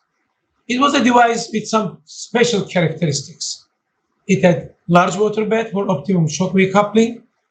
It used fluoroscopic imaging, also ellipsoid reflector with a small aperture, and electrohydraulic shockwave generator was the most prominent features of this first valuable and very effective system. However, over the years, something has changed regarding the systems, and lithotriptors become smaller and smaller, and the generators, they changed. Here you see, following electrohydraulic shockwave generating systems, it was very strong, but it had also some adverse effects on the tissues. Later on, we had piezoelectric system, here you see, and also we had electromagnetic systems with either parabolic reflector using acoustic lens or self-focusing systems. Today, mostly we are using electromagnetic shockwave generating systems. Regarding the physics of the system, the goal here you see is to reduce the pressure and reduce the negative curve to prevent cavitation. This is valid for all systems for generating high energy shock waves. And you see the pressure curve for all types of the shockwave generating systems. And our main aim is also to understand this graph very well for an optimum outcome and various advancements in lithotripsy technology. When it comes to electromagnetic and electrohydraulic shockwave generating systems, when we evaluate the graphs, here you see pressure fluctuation compared between two systems differs widely. And we prefer this one. Here you see in electromagnetic systems, the pressure fluctuation is really very limited, very helpful during the management of the stones. However, in electrohydraulic system, here you see it's not stable, it is changing. That was a very important aspect of high energy shockwave generation. During the years back, also some manufacturing companies had introduced some new advancements in order to localize and treat the stones very effectively. Here you see dual shockwave head to modify the waveform has been introduced, and also modified acoustic lens systems have been used in order to modify waveform and increase the effectivity of the high energy shockwaves. We know that the key aspect for a successful shockwave lithotripsy depends on three main factors. We need to choose right lithotripter with stable energy, stable focal zone, adequate energy transfer, and also which is an optimum imaging system. We need to have a right training for the technicians who will use the system, and also we need to select the patients depending on guidelines very well in order to be very successful. Regarding the selection of the lithotripters, here you see during the use of the systems, we know that coupling is very important. Coupling means if we have any air bubbles on the therapy head, here you see these air bubbles will affect the passage of high energy shock waves through the system going into the body, and it will interfere with the transmission of the high energy shock waves. And surface area occupied by air pockets, here you see, depending on their incidence, when they go up, and the treatment or disintegration of the stones will become less, and we will have not fine dust, but we will have fragments. That means various studies have shown that even a few air bubbles trapped in the gel considerably reduce the effectiveness of the high energy shock waves. And regarding this issue, Dornier HM Delta 3 system, they introduced a new continuous control of the air bubbles in the therapy head, opticoupling system. By using this opticoupling control system, that's an important step towards better shockwave application. We always will have the chance to check the therapy head if there is any air bubble or not, and depending on their removal, here you see with opticouple, we will have 43% increase in the effectiveness of the high energy shock waves. Here you see different issues, again, regarding the coupling issue during the management. Air bubbles on the therapy head can interfere with the transmission of the high energy shock waves. Also, coupling error we could have during the management. Partial coupling is another problem, result of an inadequate coupling pressure, and also clot of the patient can be trapped during coupling, and all these factors will affect the effective transmission of high energy shock waves to the body, to the stone, for a successful treatment or disintegration of the stones. Outcome of a high shock wave lithotripsy is also directly dependent on the quality of imaging during shock wave lithotripsy. If we cannot see the stone well, we know that we will fail to treat the stones. And also, new lithotripsy systems, and here you see one example coming from, again, Delta 3 from Dornier. They have advanced imaging systems regarding X-ray. Here you see a classical imaging system and Optivision modality integrated into Delta 3 systems in Dornier. It will allow us an advanced algorithm to enhance stone identification without any additional radiation dose. Here you see this image quality is just like a CT image quality, and we will get the chance to see all stone fragments during the treatment. And we had the chance to have a study regarding the aid or importance of Optivision during the management, and here you see the confidence level of stone identification by using Optivision was around 90%. Regardless of its size, the bowel gas, bone structures, and even tiny fragments can be captured and seen easily by using this Optivision system. The rate has been stayed at 40% by using classical fluoroscopy systems. The other recent advance in the imaging during shock wave is the use of color Doppler to bring the artifacts in sonographic evaluation. When used alone, B mode is more sensitive, but we know twinkling artifact is more specific in detecting kidney stones. With the help of color Doppler imaging technique, the number of applied high energy shock waves could be reduced to 20%. That's very important. And spectral Doppler is another modality could be used during sonographic evaluation, and by using spectral Doppler, it may be helpful for us to monitor hit-miss ratios to the stone of high energy shock waves and also quantification of the fragmentation during or just after the treatment could be possible. Elastography and its use on shock wave lithotripsy management is also gained more importance. Usability of shear wave elastography to predict the success of shock wave lithotripsy has been studied in a pilot study, and here you see by using shear wave elastography, hardness of the stone can be measured and its suitability for shock wave lithotripsy can be also evaluated. Of course, we may get this information from CT imaging by using Hounsfield unit, but here you will have no risk of radiation. That will be another real advantage. New lithotripsy systems also could be used by other departments. That's multifunctional use of the systems. Apart from urology by ourselves, and gastroenterology and orthopedic departments also can use the systems for other purposes. New generation lithotripsors are compact, they are patient-friendly, and we know that the adverse effects are less, and although the decreased stone-free rates could be encountered when compared with HM3, we know that adverse effects, side effects on the function and morphology of the kidney is really very limited. And we use the new generation lithotripsors with this aim, and also, as I stated, we may use them as a multifunctional aim. Here you see the other departments also can use these systems with other aims.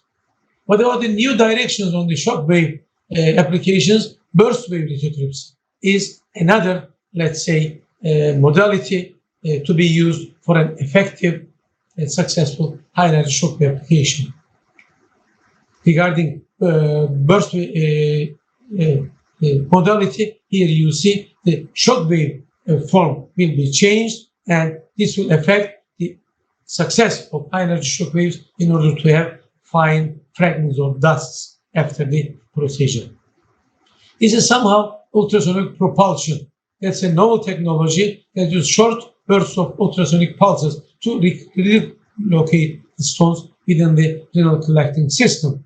And after relocation, it will be really helpful for us in order to treat them.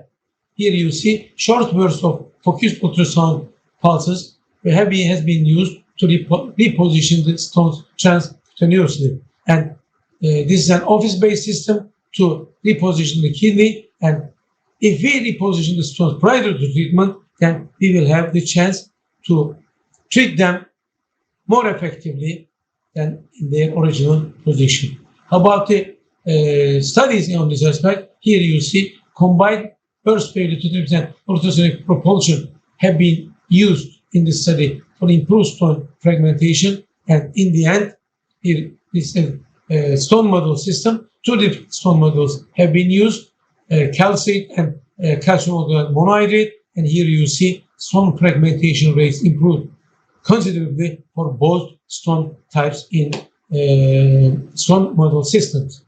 How about human systems? Initial two case studies have been published recently, and again, here you see a 7 millimeter kidney stone in the operating room prior to the ureteroscopy have been relocated, and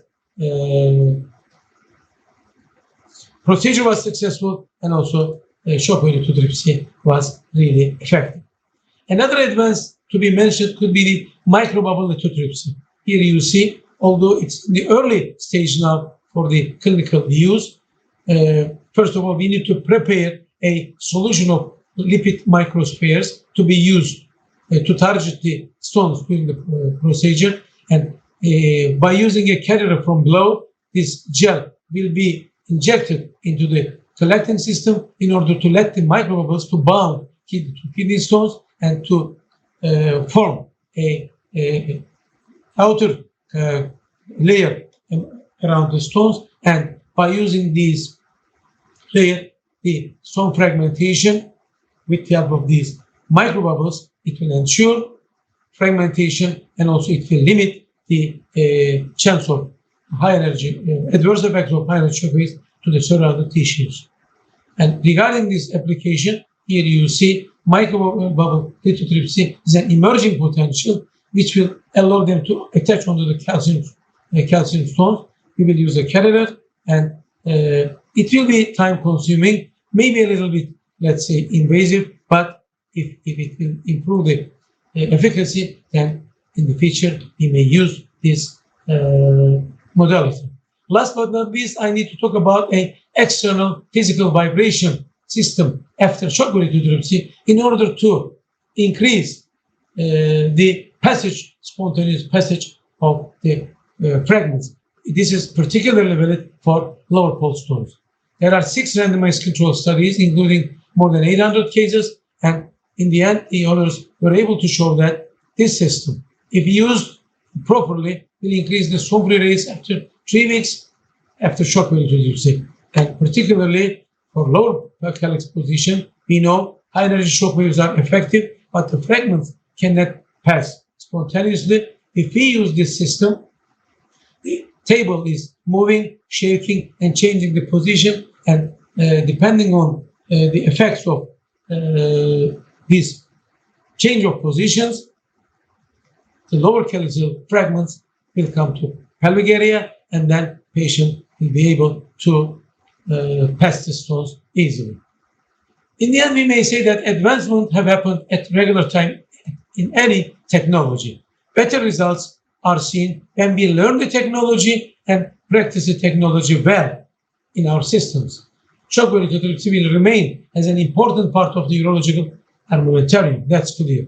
Limits on the available operating theater capacity and potential complications with general anesthesia owing to the recent pandemic, along with increased financial pressures, are bound to push many centers to utilize shockwave lithotripsy as much as possible. That is the reinvention of shockwave lithotripsy as a valuable option in these, let's say, critical times. Shockwave lithotripsy is operator dependent, and its success is determined by the dedicated operator and the passionate urologist expert in the technique. Then the success rate will go up. Investment in newer shockwave lithotripsy technologies is always an effective option. However, correct service setup, following international standards, and frequent auditing of the efficiency of the service are undoubtedly the most important factors to maximize and maintain the efficacy of lithotripsy. Thank you so much for your kind attention.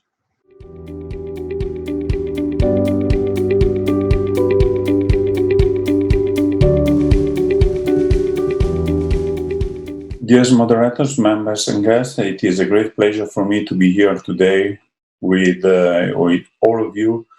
And I'm very thankful for this invitation, especially to my former fellow, Dr. Yui Hiavo, that was a great fellow with me, unfortunately, only for a few months due to this horrible COVID pandemic. So today we have to address the topic bilateral stone surgery, pushing the boundaries or maximizing our time. I would say that at the end of my lecture, hopefully I will convince you that it's a combination of both.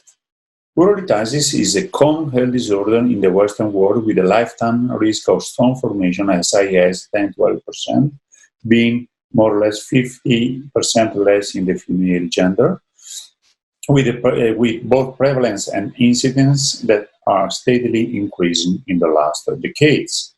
Similarly, is doing the incidence of bilateral renal stone that actually is as high as more or less 15% in patients during urolithiasis. Historically, major concern about potential and hypothetical acute renal failure due to the manipulation of both renal unit and supposed possibility of higher complication rate have driven the surgeon choice towards stage procedure.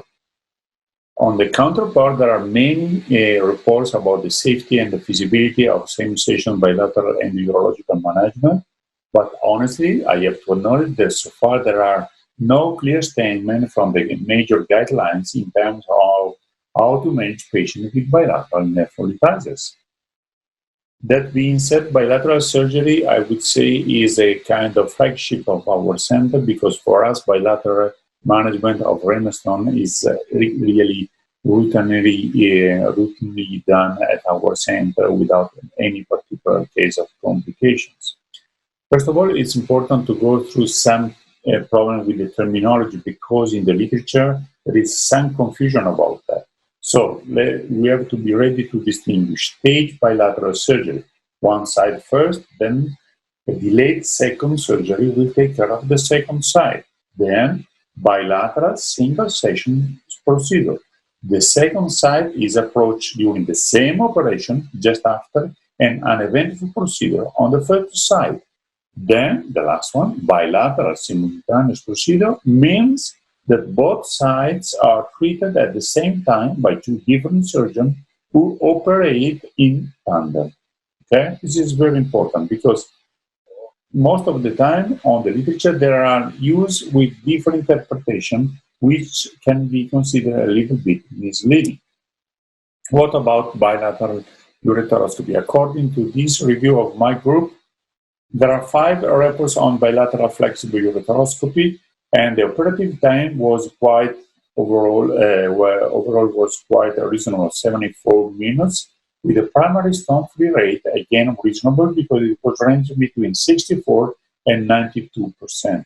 What is important is that in 4 studies there was no statistically significant change in renal function, and again, when in a single study, when we compare bilateral ureteroscopy was compared with the control group, again, there was no evidence of increased risk of complication. Recently has been published by this group of Brazilian colleagues a paper that was in favor of stage procedure, demonstrating a kind of higher incidence of complication with bilateral flexible ureteroscopy with an higher creatinine levels during the follow-up when compared to unilateral flexible ureteroscopy.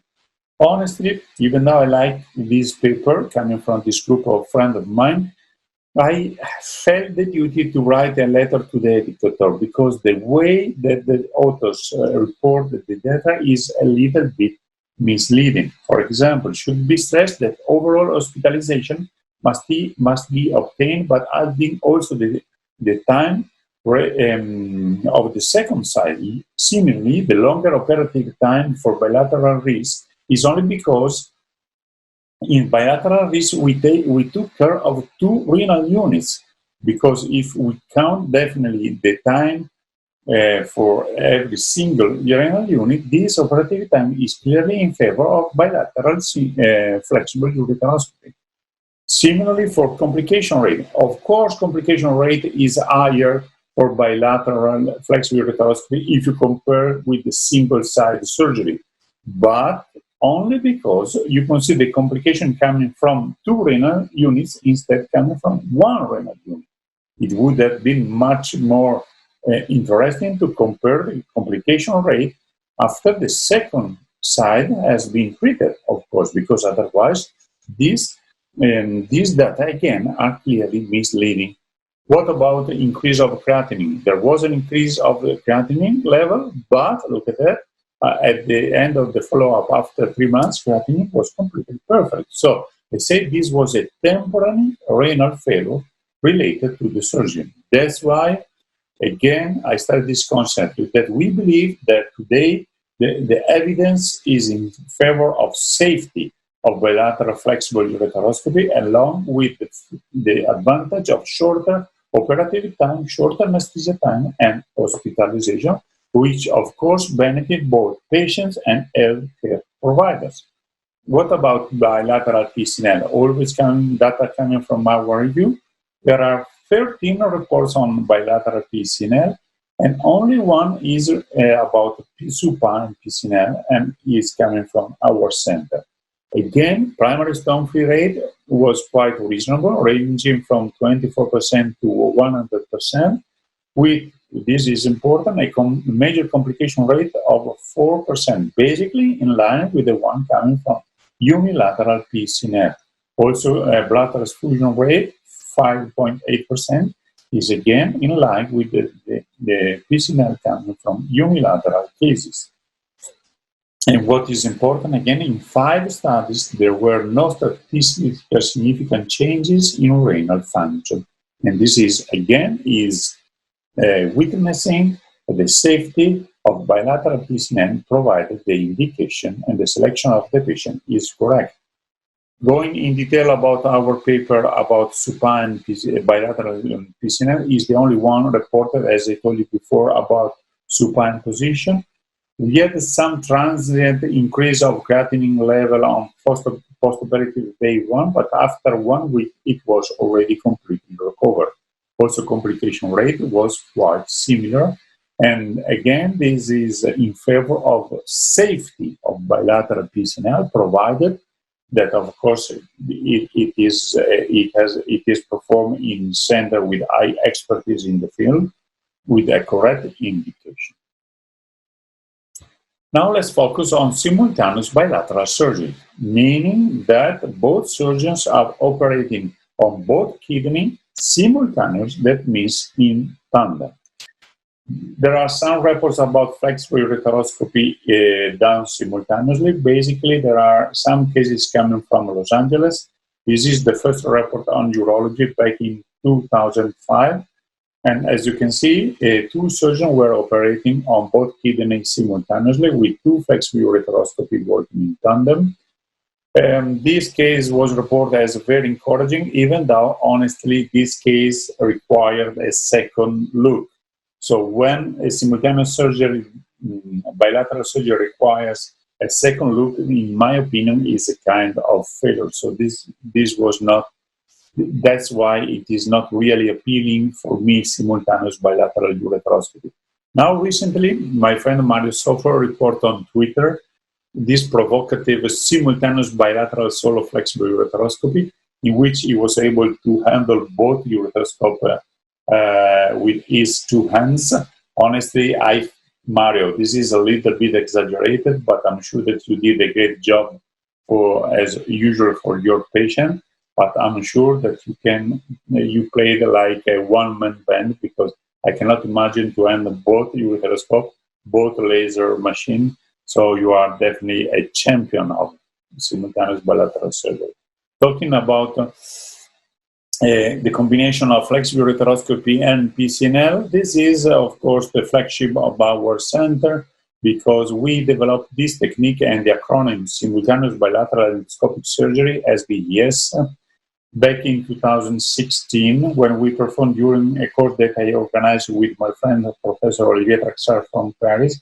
And look at that, the idea was coming just from Professor Traxar, that usually is not in favor of bilateral surgery. But since this case was ideal to try this demanding surgery, we did it, and we did it successfully. After this success, we started to perform SBES on a regular basis at our center, and we published our series some years ago on European urology, and with some pride, we deserved also the cover of that issue of European urology. This is the position that we use. This is the standard position we call Justice position, because it is an evolution of a Valdivia-Cadacqua position. We use only one Allen stirrup on the flexible ureteroscopy side, while we keep half of the bed on the PCNL side. And this is the ideal to have a room for both surgeons operating with very high comfort. Our setup is very important and should be systematically done in the same way. because we have to put a lot of things, a lot of devices, a lot of instrumentation inside the OR. And if this is not done with a systematic disposition, of course, we will be in trouble, especially if you work in small OR like we have at our center in San Rafael. Then, when a patient is ready and draped, we start with our surgery. You see my colleague, Dr. Borghetti, starting with the flexible cystoscopy. She played guide wire in both collecting system, and on one side she placed a occlusion balloon in view of the PCNL and ureteral access shift on the other side. This is the final appearance with occlusion balloon on one side and navigator ureteral access shift on the other side.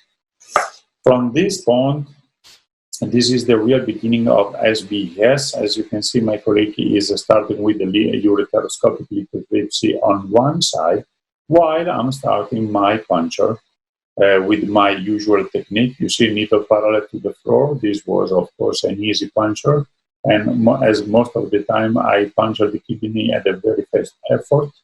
And once I was inside, I introduced a guide wire. While, as you can see, my colleague was still performing a lithotripsy because also the stone on a flexible ureteroscopy side was not that small.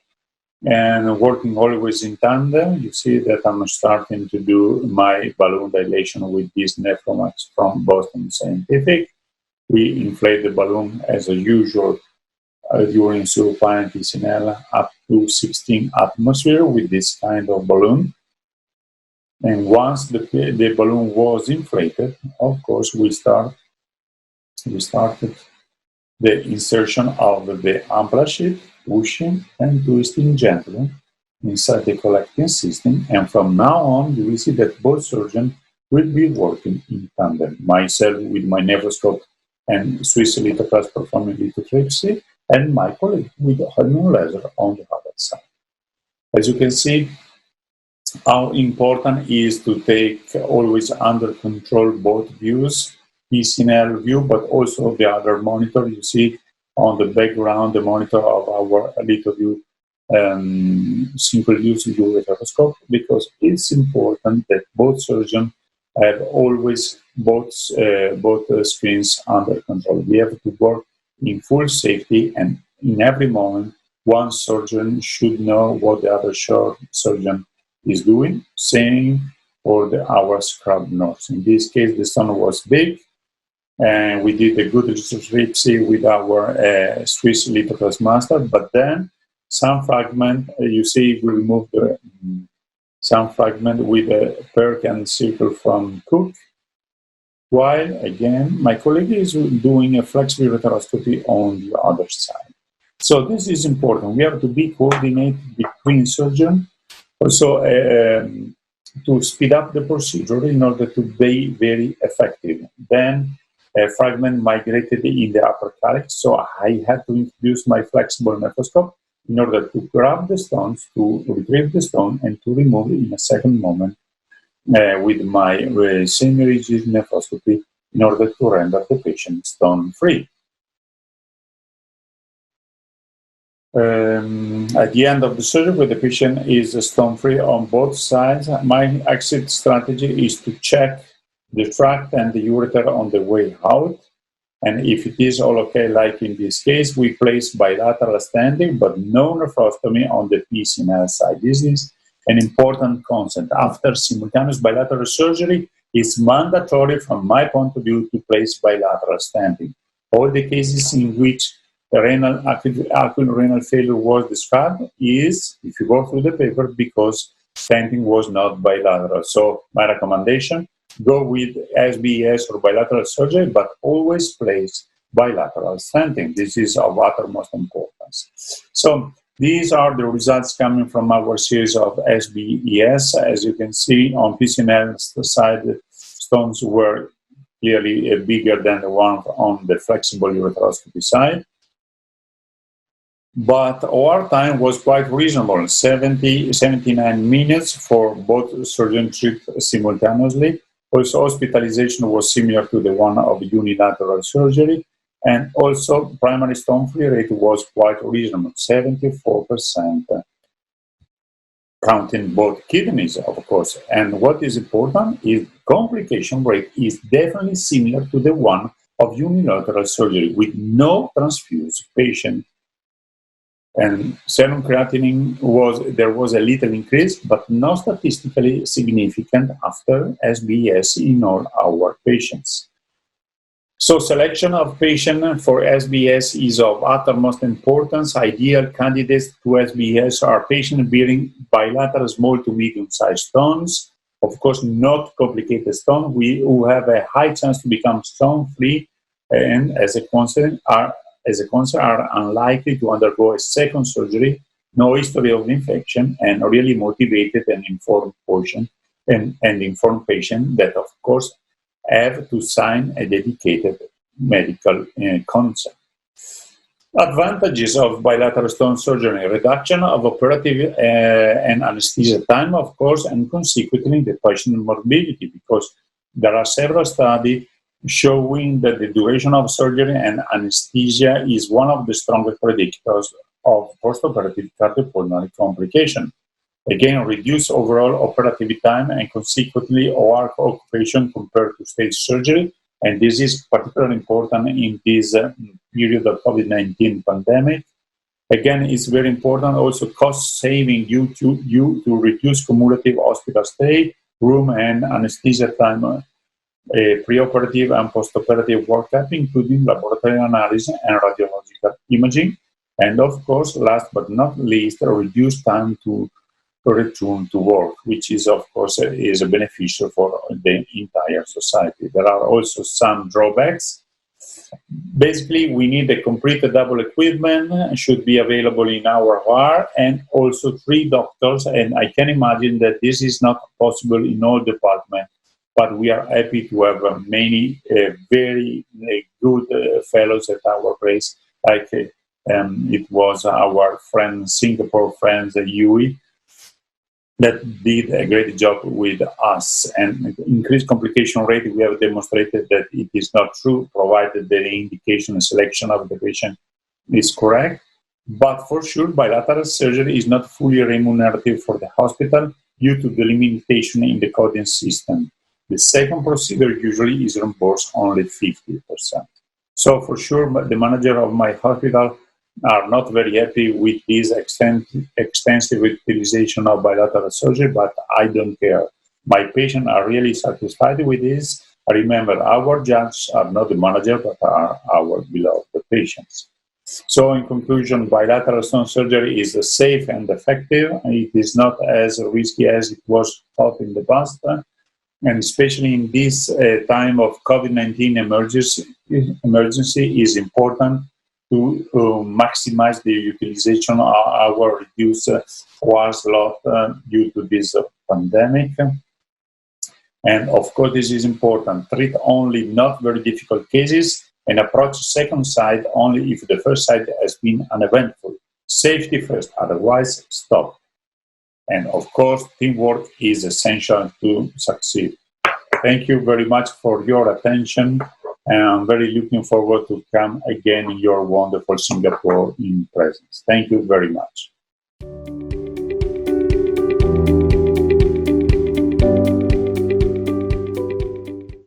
Hello, everybody. My name is Cecilia Maria Cracco, and I work at the Department of Urology of the Cottolengo Hospital of Torino in Italy, and my director is Dr. Cesare Marco Scoffone. Thank you very much for the invitation to Professor Gawar, and I'm very glad to be today here with you. The title of my presentation is ECIRS the Future? And I'll answer to this question. Before talking about present and future of ECIRS, we have to have a look back in the past at the history of ECIRS. Which started with the introduction of the Galdacao modified supine Valdivia position. This position was born from the supine modified position of Professor Valdivia, was modified with the introduction of the modified lithotomic position of the legs by Professor Ibarluzzea, and since 2004, Professor Scarpa and Dr. Scoffone with me always used this supine modified position for performing percutaneous nephrolithotomy. In this paper, published on Current Opinion in Urology, you can see that there is the evolution, what we consider the evolution of the position for PNL from the traditional prone to passing through the prone split leg position or the reverse lithotomy position, going to the supine Valdivia position with the flank elevated to the Galdacao modified supine Valdivia position. Saying also that many urologists introduced also flank and semi-supine positions. In these pictures you can see all the people who shared with us in these years the discussion about patient positioning for PNL, from Professor Arthur Smith to Professor Peter Alken, to Professor Michael Grasso and Margaret Pearl, Professor Valdivia, and of course Gaspar Ibarluzzea, who is also a very, very good friend of us. The supine positions are very advantageous because of the anesthesiological advantages contained in this position. The prone position has anesthesiological problems, and this also comes from the experience of neurosurgeons and orthopedics. And you can have problems with respiration from a hemodynamic point of view, from on an ocular point of view, neurological point of view, and you can see all the literature about this kind of problems in this slide. Prone position is also a bit difficult for high-risk, obese or elderly patient.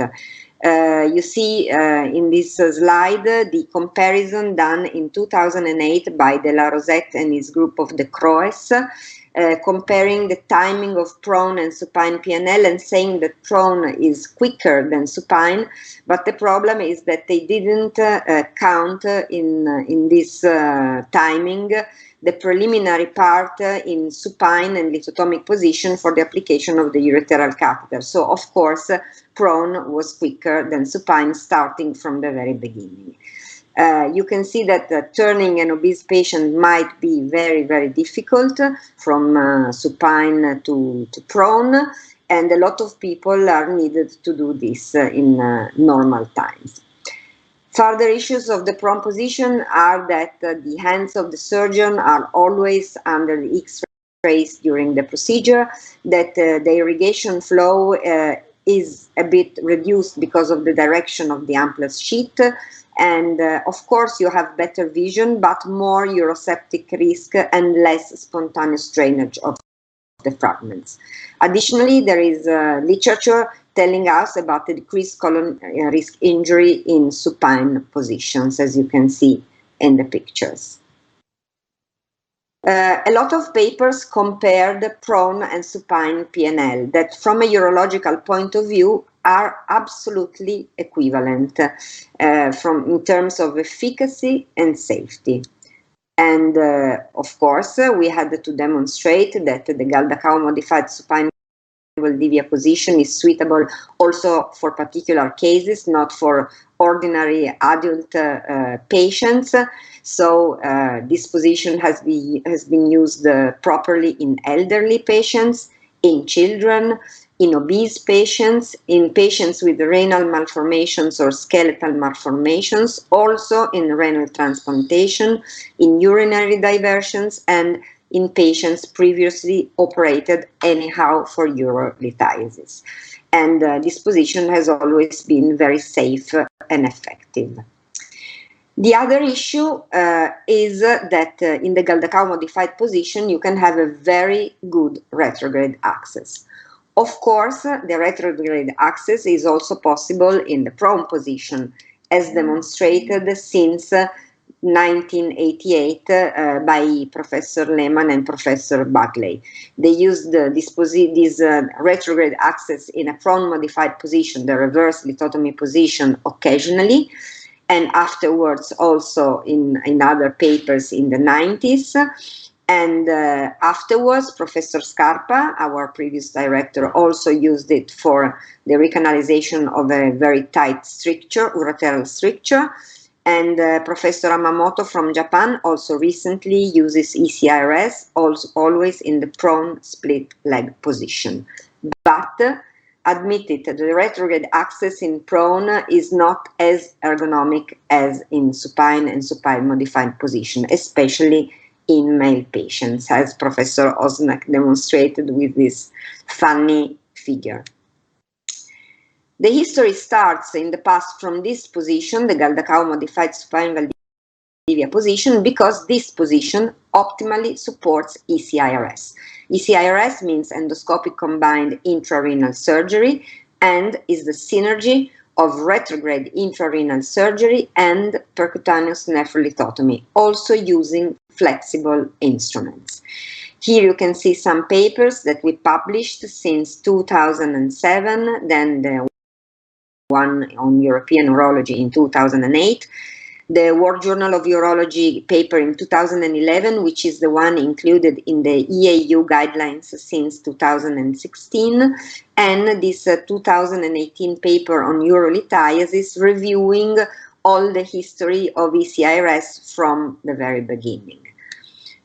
This is a systematic review that we published with a lot of colleagues, endourologists practicing percutaneous nephrolithotomy, and you can see Evangelos Liatsikos, Palle Oster, Thomas Knoll, Professor Smith from the United States, and of course our group, demonstrating that the combined use of rigid and flexible instruments in ECIRS is an advantage in comparison to the traditional rigid-only antegrade percutaneous nephrolithotomy. Increased safety and increased efficacy are the results of all the papers published until 2017, and this is even more true nowadays in 2021. This position has many advantages, it's very comfortable both for the patients and also for the nurses and all the medical doctors, urologists, anesthesiologists and so on present in the OR. There is less risk of pressure damage for the patient. There is a single sterile draping of the patient. The urologist can work sitting down without the hands under the fluoroscopic field. As we were saying, we have anesthesiological advantages. The renal puncture can be followed with the endovision control and also all the dilation of the percutaneous tract. There is a very good descending drainage of all the fragments and retrieval of stone fragments from the kidney with lowering intrarenal pressures because of the direction of the amplas sheet, and is also very useful when you have ureteral strictures, also in urinary diversion like Bricker or neobladders on colon conduits. So can be very useful also in other contexts. There are some disadvantages of the supine position. Among all these disadvantages, we think that the only real one is the increased mobility of the kidney in comparison with the prone position. And this is very true. In fact, the application of the through and through guide wire, the kebab patient as we call it, is very useful to stabilize the position of the kidney during dilation and then during the procedure. The fact that the renal cavities are less distended is not a disadvantage because, of course, sometimes you have to increase irrigation, but you have less uroseptic risk because of the less distended renal cavities. Upper calyceal puncture is not an issue in supine and supine modified positions because we almost always use inferior or sometimes medium calyceal puncture. And instrument collision is not an issue anymore because of the fact that new instruments don't have the optical cable going downwards but upwards, so it's not a problem anymore. In this video you can see the movement of the kidney only with the needle of the puncture, which is relevant, and so you understand why we need to put a kebab guide wire in order to reduce this mobility. This is the intrarenal pressure, which is low, and you can see that if you do lithotripsy also with ultrasound, not only with ballistic, and you aspirate, you can have the renal the collecting system collapsing, and therefore you have to increase sometimes irrigation to have a better vision. The important thing of ECRS is therefore the presence of associated retrograde flexible ureteroscopy. This is instead of the ureteral catheter applied at the beginning, used for retrograde pyelography and for additional irrigation. And it's like to pass from a blind radiological PNL to an aware urological PNL, seeing what we are doing instead of just putting a catheter and using the contrast medium in order to opacify the collecting system, the stone, and so on. Diagnostic ureteroscopy has a very relevant role at the beginning of percutaneous nephrolithotomy because, of course, we have to study the collecting system and the static preoperative anatomy of the collecting system and of the stones with CT scan, better if with contrast, but endoscopic dynamic anatomy is what we see before starting the procedure with the flexible retrograde ureteroscopy, and all what we see is able to guide all our intraoperative choices and also to help us in organizing our procedural strategy. If we perform pre-operative flexible ureteroscopy, we can evaluate, of course, the low urinary tract, the anatomy of the ureteral orifice and of the ureter. We can evaluate the collecting system, and if we perform the CT scan without contrast, assess the presence of the stone, distinguish them from randal plaques, and also assess elasticity of the infundibulum and of the calyx, and sometimes change our indication from ECIRS to retrograde intrarenal surgery, or go on with our procedure, or to stop in case we have calcifications under the urothelium and not real stones. The dynamic anatomy is something that we can assess also, of course, with retrograde pyelography, but this is in an indirect information, while we can see the elasticity of an infundibulum with the endoscopy, and this is very important in order not to break the infundibula while introducing our accessories and instrument during percutaneous nephrolithotomy.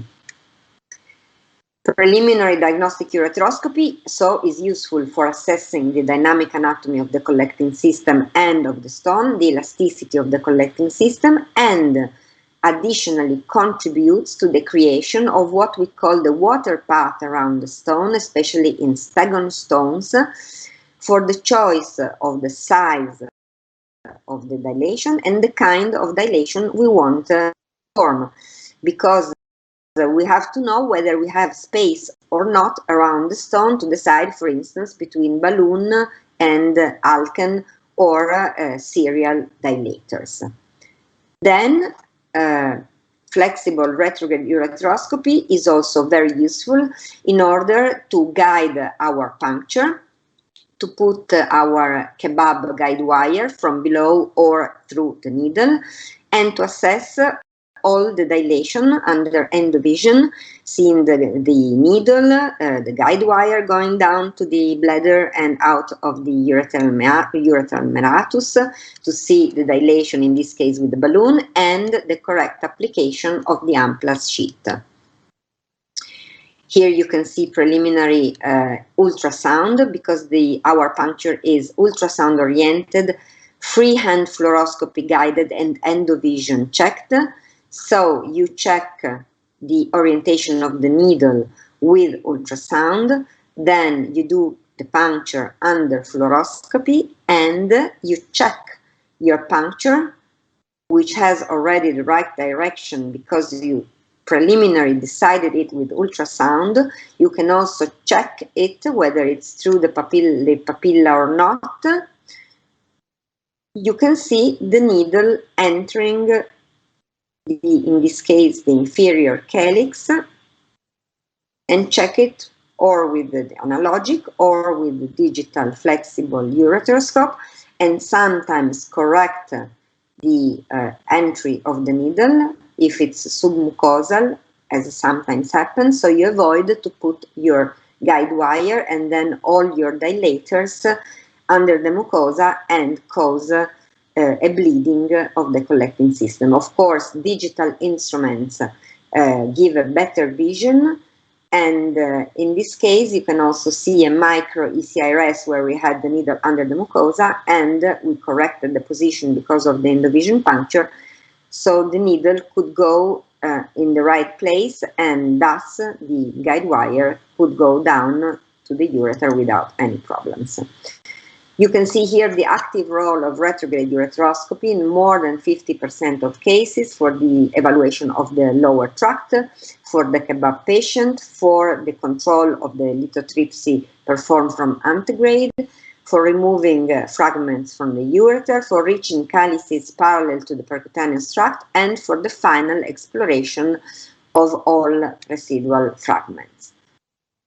The evaluation of the lower urinary tract can be useful in case of false passages, as in this case, for the evaluation of the features of the ureteral orifice and of the ureter, to see whether there are spasms or ureteral stones, as in this case.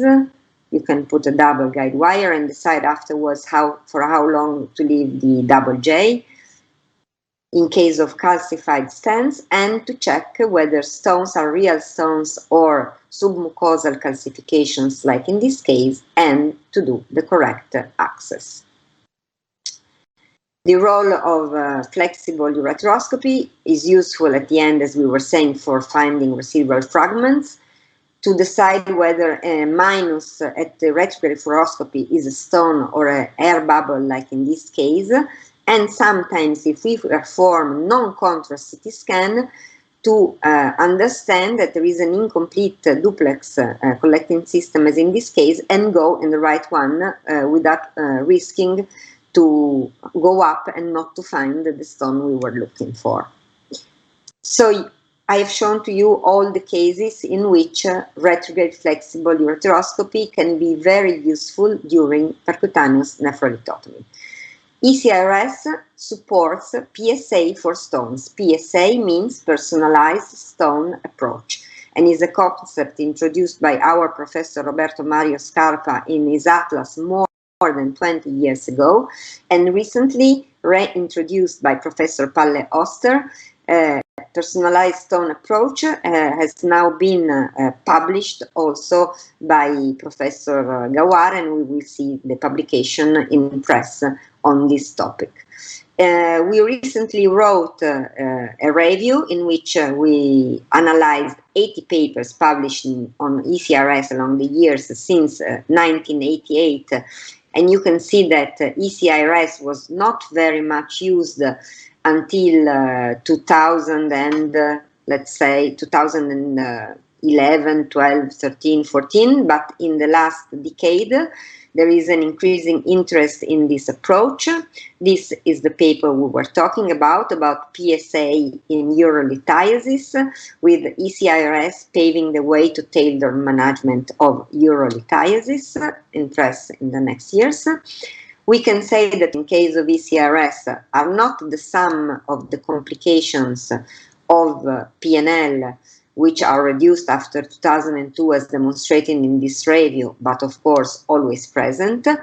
We initially had about 15% of complication rates classified according to the Clavian system, but recently we went down to 5-7% because we have a very rigid protocol for urosepsis prevention, and then the application, when possible, of the endovision technique allows to avoid a lot of complications due, for instance, to the over-advancement of an amplas sheet, to the insufficient application of an amplas sheet, and so on.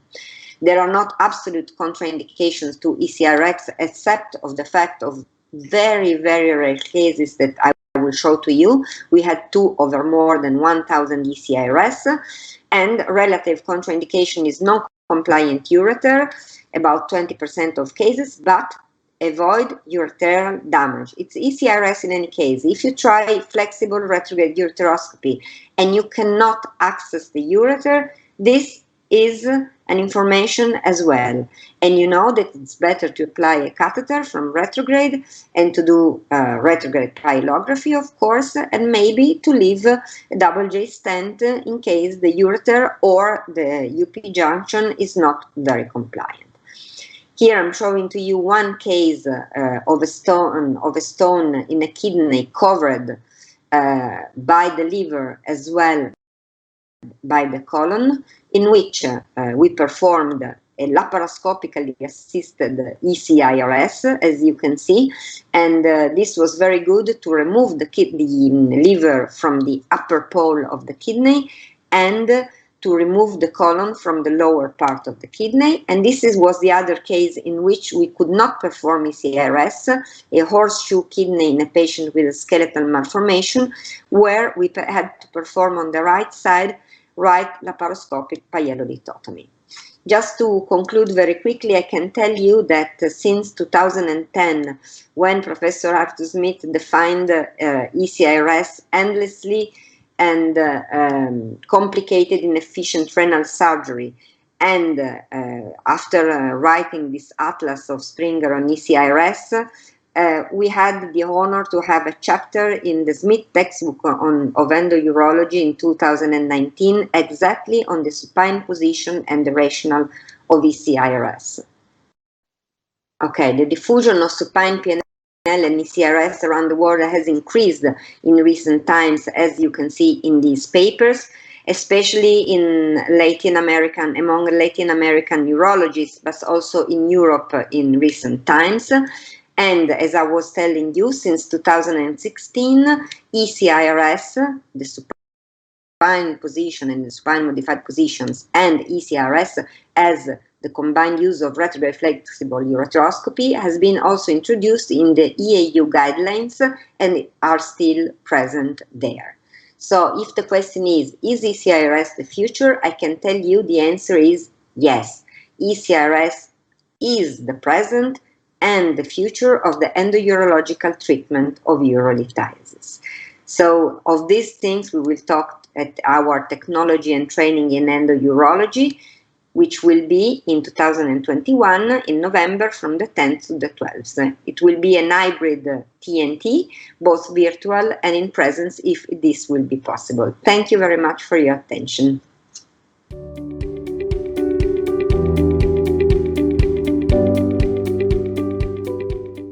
Good afternoon, and thank you very much for this very kind invitation for all my friends at Eurofair.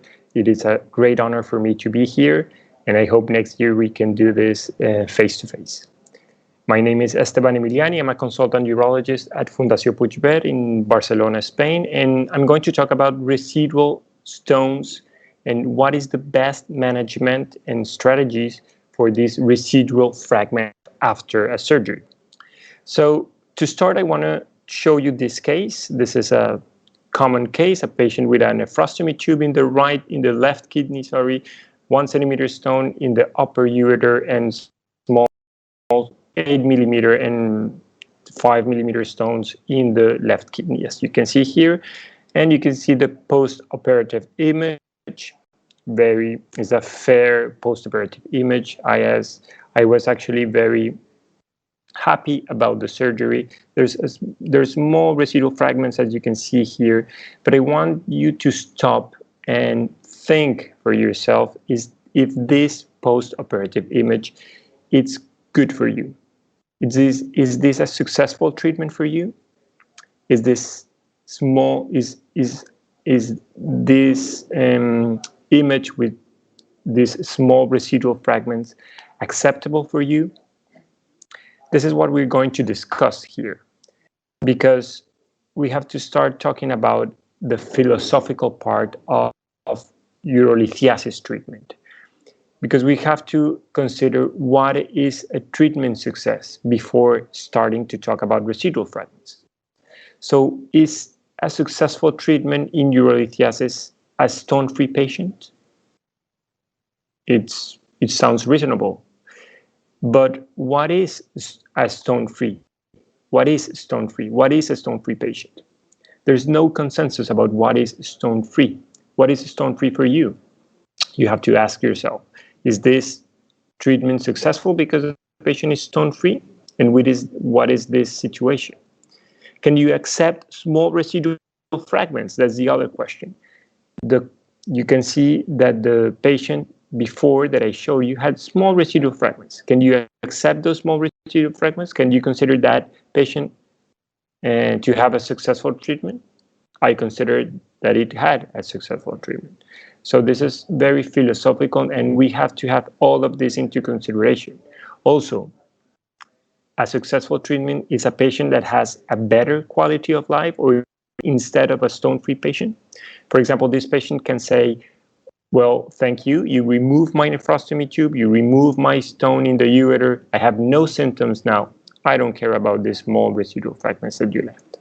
So let's start talking about residual fragments with these questions. Now, this is another case, very common case in countries that we have big staghorn stones. In this case, the surgeon decided to remove only the pelvic stones of both staghorn stones. The patient was not non-obstructive after the surgery. The surgeon was happy. Is this a successful treatment for you? Or you will go for multiple surgeries to remove all the remaining stones, although the patient is asymptomatic. So it's very difficult to decide what is a successful treatment, because there are many kinds of patients and many kinds of situations that we have in urolithiasis.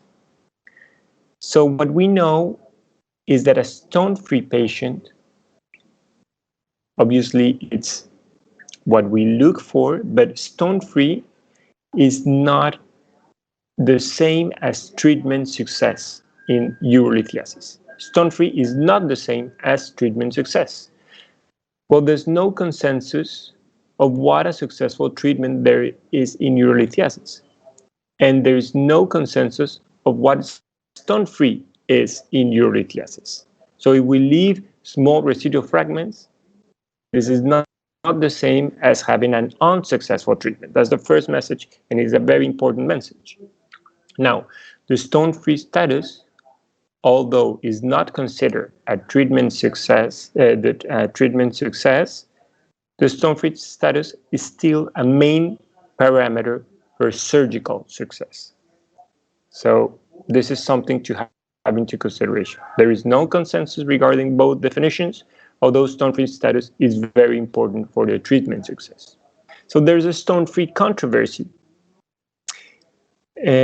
What the literature says, more or less, if you have if you gather all the literature, is that complete stone-free status is the absence of stones.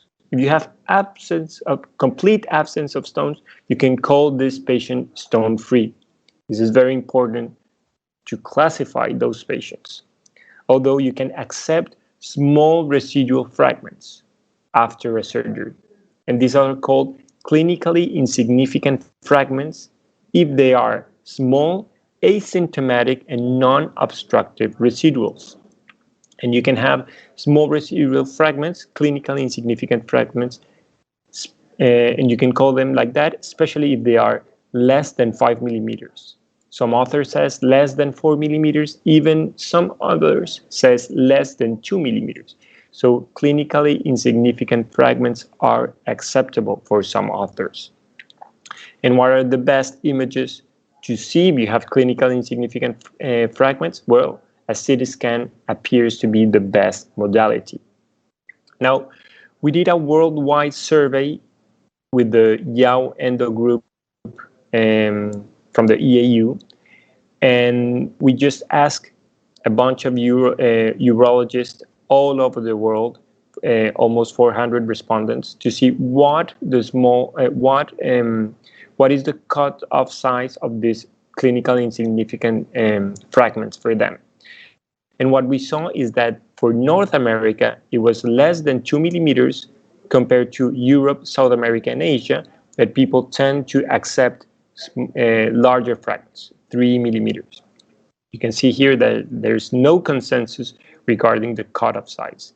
1 millimeter, 3%, 2, 3, and 4 millimeters are the vast majority, almost 70%, 80%, and 5 millimeter was the least of the big fragments, the least accepted. So urologists accept many types and many sizes of residual fragments as acceptable. And what is clear is that urologists prefer non-contrast CT scan for those residual fragments, and is the most, and 1 month after the surgery is most reasonable to have it. Why? Because you can have some dust after the surgery that can resemble this residual fragments that they are going to be expelled finally. What is the literature says? That if you compare residual fragments larger than 4 millimeters compared to smaller than 4 millimeters, larger than 4 millimeters will be more likely to grow, will have more complications, and will have more retreatments compared to smaller residual fragments. So to have clinically insignificant acceptable fragments, more or less the literature says they have to be less than 4 millimeters. So all of this story can conclude with this. Clinically insignificant fragments are less than 4 millimeters. We can now go to think about treating these clinically insignificant fragments, especially if they are more than 4 millimeters. Now, how to evaluate residual stones? This is the other question. Well, the thing is that studies need clear definitions to compare with themselves. We need to standardize reporting, and there's no consensus regarding the reporting and the type of imaging. So this is a big philosophical, let's say, conundrum that we have in urolithiasis in this moment. But as I said, the summary of this is that people with small residual fragments, especially less than 4 millimeters, has acceptable, clinically insignificant residual fragments. That stone-free is complete absence of stones, and stone-free is not the same as a successful treatment. So what is the real problem with this, with all of this that we said? That the stone-free rate is actually very low. If you see the PCNL numbers regarding the size of the stone, the larger the stone and the more complex the stone is with the Guy's score, the less the stone-free will be. So a very large or complete staggering stone with a Guy's 4 stone, a complete staggering stone, you can see that the stone-free is going to be half of patients. So first, before talking about residual fragments, we have to tell our patients, for example, group 3 and group 4 stones, Guy's score stones, we have to tell our patients that they're going to have probably the need of multiple surgeries to be stone-free, and that they are going to have residual fragments, and that we are going to treat them as they need to be treated. Also, in flexible urethroplasty, you can have high stone-free rates, up to 93%, as you can see here, but there are lower stone-free rates reported up to 73%. So 1/4 of patients will have residual fragments after flexible urethroplasty. So this is the real problem. Stone-free rates are low, and we need to know how to address these residual fragments. So what are the best management strategies for these residual fragments. We have to ask many questions after having residual fragments after a surgery. First, what is the stone size? Is it big? Did you left half of the staghorn stone, or is small and is going to be able to pass spontaneously? Second, what is the stone composition? Do you know the stone composition? Did you analyze that stone? Probably the treatment will change regarding the stone composition. This is very important. Is the patient suitable or the stone suitable for medical treatment? This is also very important because you can avoid doing unnecessary surgeries in some kind of patients. And is this patient has a high risk of recurrence, or a high risk of stone formation? This is other thing to have into consideration. So, if the patient had clinically insignificant residual fragments, small stones, as we said, less than 4 millimeters, what is acceptable, and the patient has an asymptomatic non-obstructive stone, treat the patient as they had an asymptomatic stone. Here in this chart, you can summarize how to treat an asymptomatic stone in a patient. If the patient has the stone in the renal pelvis, for example, or in a position in the kidney that you know that is going to move and have some symptoms, maybe it's better to treat the patient. If the size is even larger than 4 millimeters, 5, 10, 15 millimeters, probably the best thing is to treat the patient, especially if you follow the patient and this stone increases in size, or evidently if the patient has some symptoms. Now, when is best to treat a patient, a high-risk patient? Well, when the patient has high risk because they have a solitary kidney, urinary tract reconstruction, immunodeficiency, is a children, has a high-risk occupation, or has a poor access or compliance.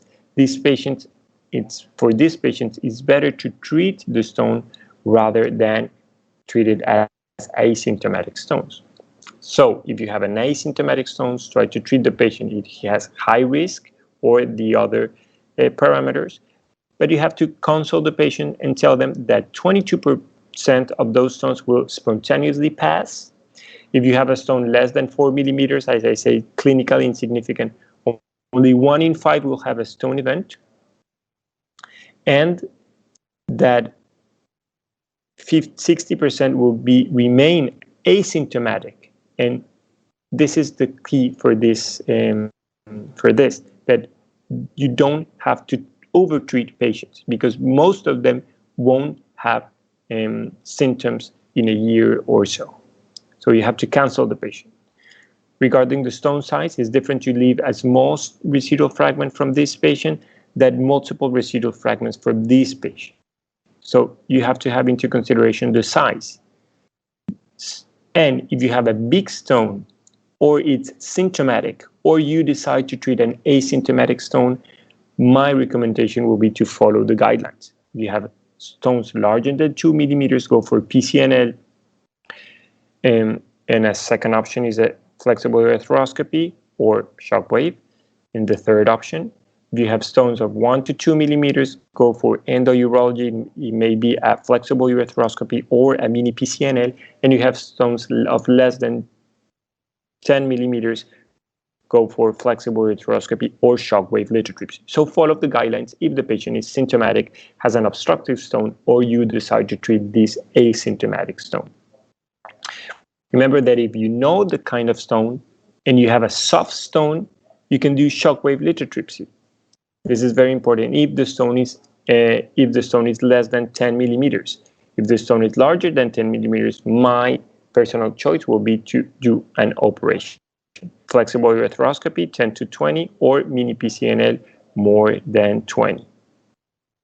So this is another case. Full bilateral staghorn stone in a patient with anomalies, skeletal anomalies. This patient had 2 PCNLs, one in each side, and 2 shockwave lithotripsy, one in each side, because this patient had a struvite stone and he was stone-free after treatment. So you can combine those treatments with these small fragments, with these residual fragments, to have this patient stone-free. And this is important regarding the stone composition, because this patient had a struvite stone and you needed to clear the patient out. So why is important the stone composition? Because you can decide which treatment to use, as with uric acid stones. Patient with uric acid residuals can have chemical dissolution of the stone. So you can try to give the patient potassium citrate, 1080 milligrams 2 times a day for 3 months, check out with a CT scan, and maybe these residual fragments may disappear. This is important. So this is a patient that we had. The patient had this pelvic stone. We gave them the potassium citrate, and 3 months later, the patient had dissolved completely the stone. And this is very important. So this is the first case. And this is very important to see why the stone composition is important. You can see here the good postoperative image, but after 1 month and 9 months, you can see the stone growth here. Why is that? Because this patient had a bruchite stone.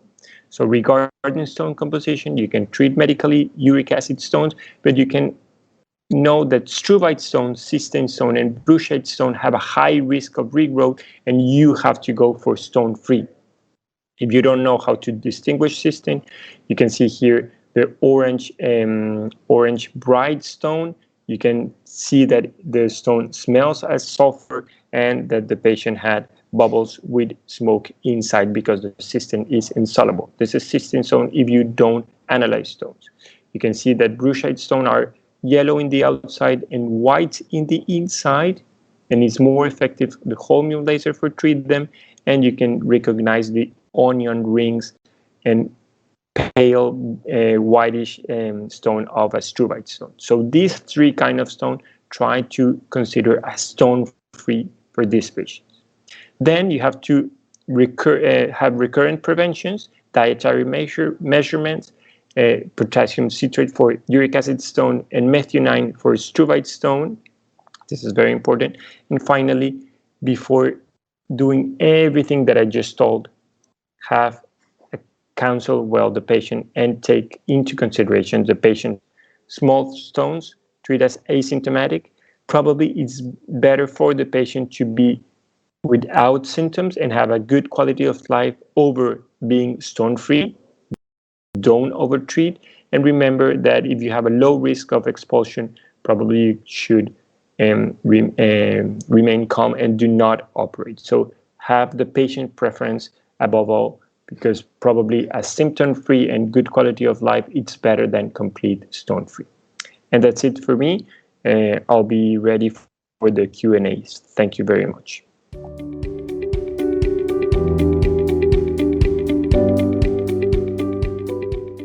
So I want to thank the organizers of the Euro Fair to give me the opportunity to talk on suction and endourology. Is it a game changer? And I don't have any conflicts of interest, but I would like to tell the audience straight away, is it a game changer? I think the answer to that is a yes. What I'm going to do is take you through the presentation to make you understand why, the what, and how suction and endourology is not only a game changer, but how it has to be used to make it a game changer. Now, we know typically management of urolithiasis, if you want to break the stone, it's a lithotripsy. It can be extracorporeal, intracorporeal. We're not interested in extracorporeal, whereas we are interested in how we do that in PCNL, RIRS, and ECRS. So what suction is basically addition of suction to this established procedure. And what we want to know is, why do we need it? Does it matter now? Does it help? These are the 2 important questions. Is it really necessary? Is this concept totally new? Is it practically feasible? Does it improve the intra-op outcomes? Does it improve stone-free rate? And does it really help in minimizing complications? Again, I'd like to tell you straight away, the answers to these are yes. In the second one, the category is yes and no because it's evolving. And the third category is maybe. But I'm going to take you a walk through time and show you how this has come up. And why are we talking about this concept now? Because in the last 2 decades, I think we've really reached the pinnacle of revolution in endourology. We have so many devices, so many amazing ways in which we can actually tailor our approach. We are at the moment at the threshold of having the best that we have in terms of lithotripters, in lasers, in the devices which are available for both RIRS and PCNL. And PCNL itself has gone through a sea of change. What we have come to adapt and adopt is that we can do it in the supine and is miniaturized. And miniaturized to the point where we can actually do PCNL in a 4.85 French micro ACL, micro PCNL. But is this mini-PERC being adopted everywhere? This is a survey which is done by 300 urologists from 47 countries, and believe it, that mini-PERC is here to stay. Why? Because it has less complications, especially bleeding and pain, the two most important things that patients directly benefit from. So again, at the same time, there's a sea of change in RIRS. It's become a very, very widely adopted procedure. And again, another survey which is seen in the European population shows that people are moving away from shockwave towards RIRS. And I think it's time for change because we've improved in scopes, advanced in lasers, and we have better training today. So today I welcome you all to what I call as the era of endoluminal endourology. And I think we've moved from standard BCNL all the way to artificial intelligence guided. I'd like to thank Darren Smith. Some of you will know him. He was the chairman of BOSS for coining the term endoluminal endourology, because endoluminal endourology is totally miniaturized today. But what happens with miniaturization is it allows people who are doing RIRS to go up the curve and do bigger stones because they have powerful lasers, they have smaller scopes. And the people who do PCNL, they have become miniaturized in their approach with smaller access tracks, lesser tracks. But what is the risk of, or what is the main concern of miniaturization? In both RIRS and PCNL, our concern is, can we do adequate fragment removal? We have a worry about intrarenal pressure. We are scared about intracalyceal temperature. We are also worried about vision during lithotripsy and sepsis. And I think, gentlemen and ladies, this is how we have to really adapt and use suction in both RIRS and PCNL to make a big difference. And I think that's where it has become a game changer. So fragment removal in RIRS, what exactly were we doing earlier? We had devices which would blast and extract user basket. Now we are dusting. We are hoping that either with gravity or we actively flush it out, or we have a concept called suction aspiration. And you may ask, is it better to dust or bust, as they say, or to blast? If you ask that question in 2010, they would say that yes, dusting and pop dusting are really excellent, but it is a concept which has not been readily established, and still we need time. This, however, in recent times is also seen to be a bit confusing. So it was a very nice article by Khurshid Ghani who showed that if you want to use dusting or you want to use extraction, there are certain advantages and disadvantages to it. The most important part being that if you want to dust, you have to have an access sheet. Same thing with the basket. If you want to extract, you also need an access sheet. So what's the big difference between them? The difference is that with data coming in, we now realize that dusting is good as long as the fragments are small. We could have spontaneous passage, but we need a laser with a pulse modulation, and is definitely not inferior to extraction in its complications. And that's what's changing over a period of time. But you may ask, what exactly is the definition of dust? The same question when I asked Professor Traxia in Eurofair here when he came in 2018. At that point of time, he said, nobody really knows. But in 2020, they managed to actually do a very good study, and they were able to give us what we call as the Tinon definition, that particles less than 250 microns, basically this one, is dust. And why do we need that size? Because at 40 centimeters of water, which is what we commonly use during our procedure, it floats and it gets aspirated. Now that we know that, that was really adopted and into the lasers. And we know that with the high power holmium laser, you can modify the pulse. And both in vitro as well as in vivo studies are now showing that with the pronounced photothermal effect, you can actually get an amazing quantity of dust, and the dust can be up to 1 millimeter. The same thing holds good with the latest laser, which is thulium fiber laser. What is also seen with the thulium fiber laser is that it does twice as much and 4 times as much. And if you look at this little videos which are playing over here, Whether it's Moses or whether it's TFL, both of them produce this really fine dust. But you see this snowstorming effect that's happening over here as we are doing it, and that can cause a bit of interference. So let's see, how do we tackle that? Now we know that with dust, it'll get washed out, even gravity may take it out. But can we do something better? Can we do suction and aspiration to it? For that is why the evolution of the suction access sheet came about. And in 2016, they modified the traditional access sheet and they put this little vent over there with the pressure control. And what they found was that it definitely is safe and effective. It reduces retropulsion. It definitely gives you clear visualization. That snowstorming effect is gone. And a possibly signified intrarenal pressure, which goes up, is also reduced. We'll talk about intrarenal pressure in a little more detail as we move along. And eventually, there was a clinical study of 165 patients. They took a normal access sheet and they modified this with this adapter at the back. And they also found that when you add suction to an access sheet, it really improves all the parameters that we mentioned. And in 2020, different companies have different access sheets which have come out. I've tried two, and I can tell you that it really makes a world of difference in practice. But don't have to believe me, because you will still ask me, oh, but what about intrarenal pressure? Yes, I agree. Intrarenal pressure, we know traditionally, right from 2015, when Pale-Oster introduced the concept that it dramatically rises during URS, where from a baseline pressure, doing a simple ureteroscopy of 35, it goes up to 328.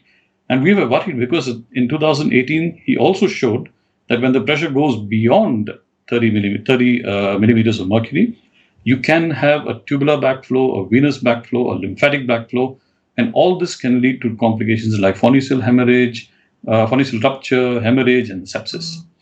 It was then in 2018 that we came across this paper, which was beautifully made by Theodoros Tokos, where he showed that there is definitely a rise in intrarenal pressure during different kinds of procedure. But it was not that this intrarenal pressure is the one which is going to cause the damage.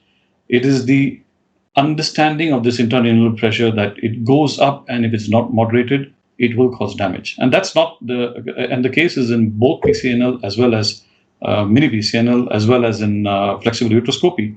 But the very simple solution, what they showed in 2018, was put an ureteric access sheet, and once you have a laser fiber in that working channel, the intrarenal pressure drops dramatically. And this was not a concept which is new, but it was actually proposed in mini PCNL by Manoj Monga. Said, if you want to decrease the pressure, just put a ureteral access sheet. So with this, I think what was to understand is, can we understand the fluid dynamic model a little bit better? And yes, there was a study which beautifully showed that as the irrigation flow increases, the pressure will definitely go up. But with time, if you put an access sheet, and the larger the cross section of the access sheet, that means theoretically if you use a 14-16 French access sheet, the pressure dramatically drops. So this was another interesting point to say, okay, so maybe access sheet is good, a bigger access sheet is good. At the same time, the same team in 2018 also showed you put an ureteric access sheet, it's the most efficient tool for intrarenal pressure. You can also use some intraluminal pharmacological treatment. So this was the one which was then, concept was taken up by this beautiful study in 2019, which showed that when you have endoscopic sheet diameter and a scope, if you take the ratio of that, as long as it's below 0.75, the intrarenal pressure will be very low and the flow rate will be very good. This basically explains this concept, which in 2015, Professor Traxia kept saying, if you are going to use which access sheet and which scope, as small as an access sheet, which is 10-12, to reduce the chance of having an injury, but please make sure that the scope and the access sheet have a 3 French diameter between them. And it's as simple as that. If you do that, you can actually control intrarenal pressure. And now we have newer technology which is being studied experimentally, where they are measuring both the intrarenal pressure, the renal pelvic flow, and these are various technological developments which are happening as we, in 2019. What they are all showing is it definitely lowers the operative time, decreases the postoperative chance of fever, lesser chances of a second surgery, and a higher stone-free rate. So great. Now in RIRS, we know we can do it via access sheet, or we can do it via gravity. But there's a third concept called aspiration. Now, aspiration, I would just like to show it with two practical points. One is you can actually do it simultaneously. Simultaneously is when you see the snow storming, when you put an access sheet over there, it's always sucking the particles towards you. Or after you finish RIRS, you bring your access sheet all the way into the system and you aspirate actively all the fragments which are over there. And what happens with that is it actually clears all the fragments and the bigger fragments which are also seen.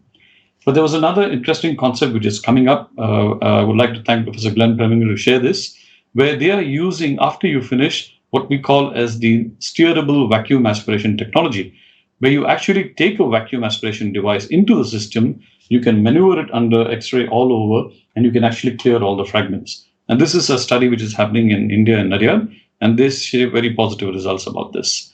So I think the other concept which people usually worry, apart from pressure, is the intrarenal temperature, intracalical temperature. This study clearly showed that the intrarenal temperature is definitely going to go up in time as you increase the laser, because we are using powerful lasers. If you're using powerful lasers, when you increase the frequency and you increase the duration, it is definitely going to heat up the fluid inside. But the temperature can be limited to a 43 degrees centigrade by keeping the irrigation open and by allowing a continuous flow. The problem is when people do not do that. And this was clearly demonstrated in a study by Kushdagani et al., where he said the best way on how to get the temperature low is just put active suction during laser lithotripsy. And I think, again, it shows how suction can control pressure, temperature, vision, and also make sure that the fragments are aspirated. In PCNL, it's a little more complicated, according to me, and this is my classification, where I would say today we have the opportunity of having suction in the devices, in the scopes, and in the sheets. In the devices, the two most important ones are shock pulse and trilogy. And in the scopes, we have the super mini perk, we have the ultra mini perk. And in the sheets, I think we will show you both the Cleopatra and the Shah sheet. In the device, if you look at it, I think the most promising devices today are shock pulse. What they've basically done is improvised on the cyber wand. They've taken the probes, which can be of different sizes, so you can use it in both URS and PCNL. You attach that probe over here to the handpiece, which can control the pressure and the suction, and you put the suction tube over there. So that ballistic shock wave which is developed breaks the stone. At the same time, because there's fragmentation, you can aspirate it since it's a single lumen. It's just a single lumen probe, and you can get those fragments to get aspirated nicely. It's a wonderful concept in 2015. It was put to test in 2019 in this prospective randomized study, and they had about 190 patients, I think, and they clearly showed that in terms of stone-free rate, in terms of clinically insignificant residual fragments, success of the procedure overall, as well as failure rate, either due to technical reasons or residual fragments left behind, shock pulse is definitely better than pneumatic and laser as well. Again, the fragmentation per unit time is highest in shock pulse. Basically, what that means is you can break much more stone much faster. So they concluded that if you have suction, aspiration, and the best benefit of pneumatic, all three together, you have a hands-on winner. And I think that's what shock pulse established itself. The next new kid on the block, or the new toy, was Trilogy, which has just come into 2020. What this does is it uses the piezo ceramic element in this. It has an electromagnetic ballistic component, an ultrasound component with simultaneous suction. And this is how it looks on the table. And when you assemble it in your hand, you're holding it just like a little gun. And you can see here that the energy is generated by this plug-in, and the suction aspiration happens through this tube over here. And you can really, the beautiful part about this is, through this system, you can actually manipulate every single concept, every single aspect, which is impact, the frequency, even the suction force. And this probe is even better because it's again a single lumen probe, but it's much better than shock pulse because it has a 25 times higher grade of ballistic scope and a 16 times more movement than the shock pulse. So basically what it means is you get many more fragments, much smaller, which are aspirated much faster. And this study by Sabnis et al. In their recent study, which was published in 31 patients, it showed that when you use it either in standard or mini, they use it with two different probes. Again, it comes with compatible probes. It's very easy to use. It has very high tissue safety. And the optimized suction, which is basically manipulating it here, is perfect to prevent the fragment blockings and other key features. And I think that's very important to have a device where the fragments don't become a source of a problem.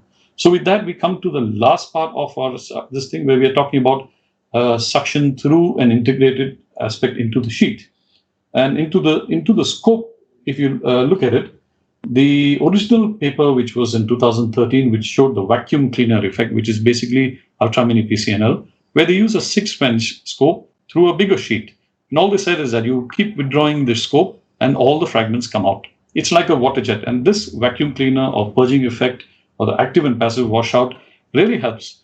But it was a concern which was raised by Udo Nagel, who said, we don't know whether if we don't understand fluid dynamics, can we develop a TUA-like syndrome? And that sort of led to innovation where even the super mini BCNL, or they call the super mini BCNL, sorry.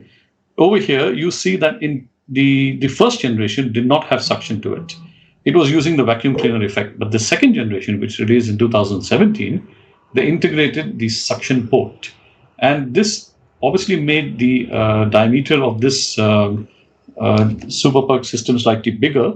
But what it did was that if you compare this system with the older system, you can actually deal with much bigger stones and with much more efficacy, lesser blood loss, better visual field, short operation, and definitely easy operation.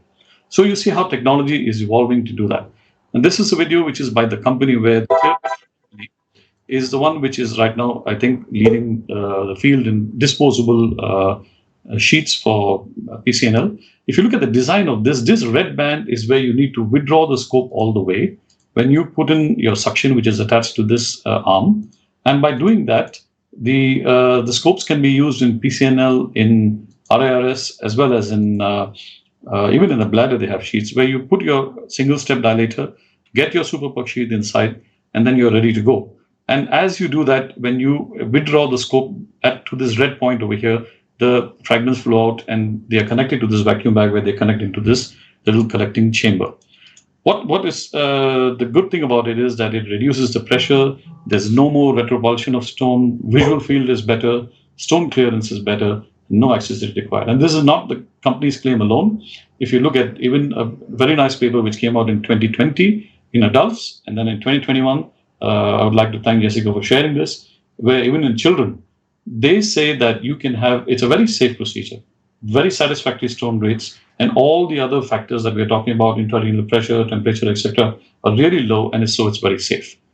The last part, I'd like to introduce you to what is called as the super perk. The super perk is nothing but having a single set dilator, PCNL sheet, and this little device which really does all the suction. Where you have this video showing you that just like we do a normal PCNL, you do a normal PCNL where you introduce the dilator. Once you put that dilator inside, you withdraw it under fluoroscopy, of course, or ultrasound if you're more confident. And then you're ready to go because as soon as you remove this particular suction access sheet has this option of connecting that valve and connecting suction and go ahead. An important point to here, which I'd like to point out, is look at the two ends. This is where the suction goes, and this is your little finger controlling the pressure of the suction inside. And in this video, you can see that once the suction is controlled over here, you can actually collect all the stone fragments into this box over here. And by controlling the pressure, you are having full control about this suction. Over here, we see that if there is no leak from this vent, your suction is working very well. In this video, they show you clearly that if it's leaking over here, your suction is not working very well, so you can actually control it. And the good thing about this is it comes in different sizes. You can use your existing scopes through this. And they had this very nice paper in 2017, 52 patients, where again, they confirmed the same thing. There's no snowstorm effect. Vision is very good. Continuous removal of the dust. It prevents migration of the dust. And I think the key take-home message for me is what I showed you before, that if you ask me, does it matter now? Does it help? I think the answers are yes, definitely is necessary. It improves intra outcomes. Is it totally new? Yes, in many ways it has improved and it gives you a better stone clear rate. Is this practically feasible? I think as people adopt, it may be more practically feasible and it may definitely minimize complications. And I would strongly advise you to look at this systematic review, a very nice article written, which tells you about suction in endourology. And it's funny that the guidelines in 2012 we're actually really giving importance to intracorporeal lithotripsy. But when we look at it in 2021, the guidelines just have a best clinical practice statement about it. And I think it's time that we bring about the role of suction into the guidelines as well. And I think for that to happen, what's important is that we need to understand whether the pressure inside, how do we control that pressure inside in RIRS and PCNL? Can we get the best device and use that? Are we still there yet? Because I think the evolution is happening and we probably will get there. What will be ideal is to have a multi-center trial to establish its safety, stone-free rate, complications, as well as the operative time. Once again, I hope the presentation was interesting, at least to get you interested in the concept of suction. And thank you so much to the organizers, and thank you for your patient hearing.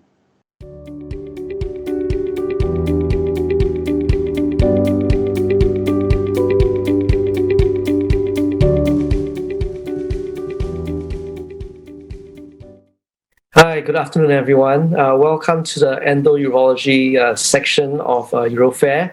I think we've had some really wonderful talks, and it just goes to show that even the pandemic cannot keep the endourologists down. I was really excited, especially to hear about Vinit's experience with suction.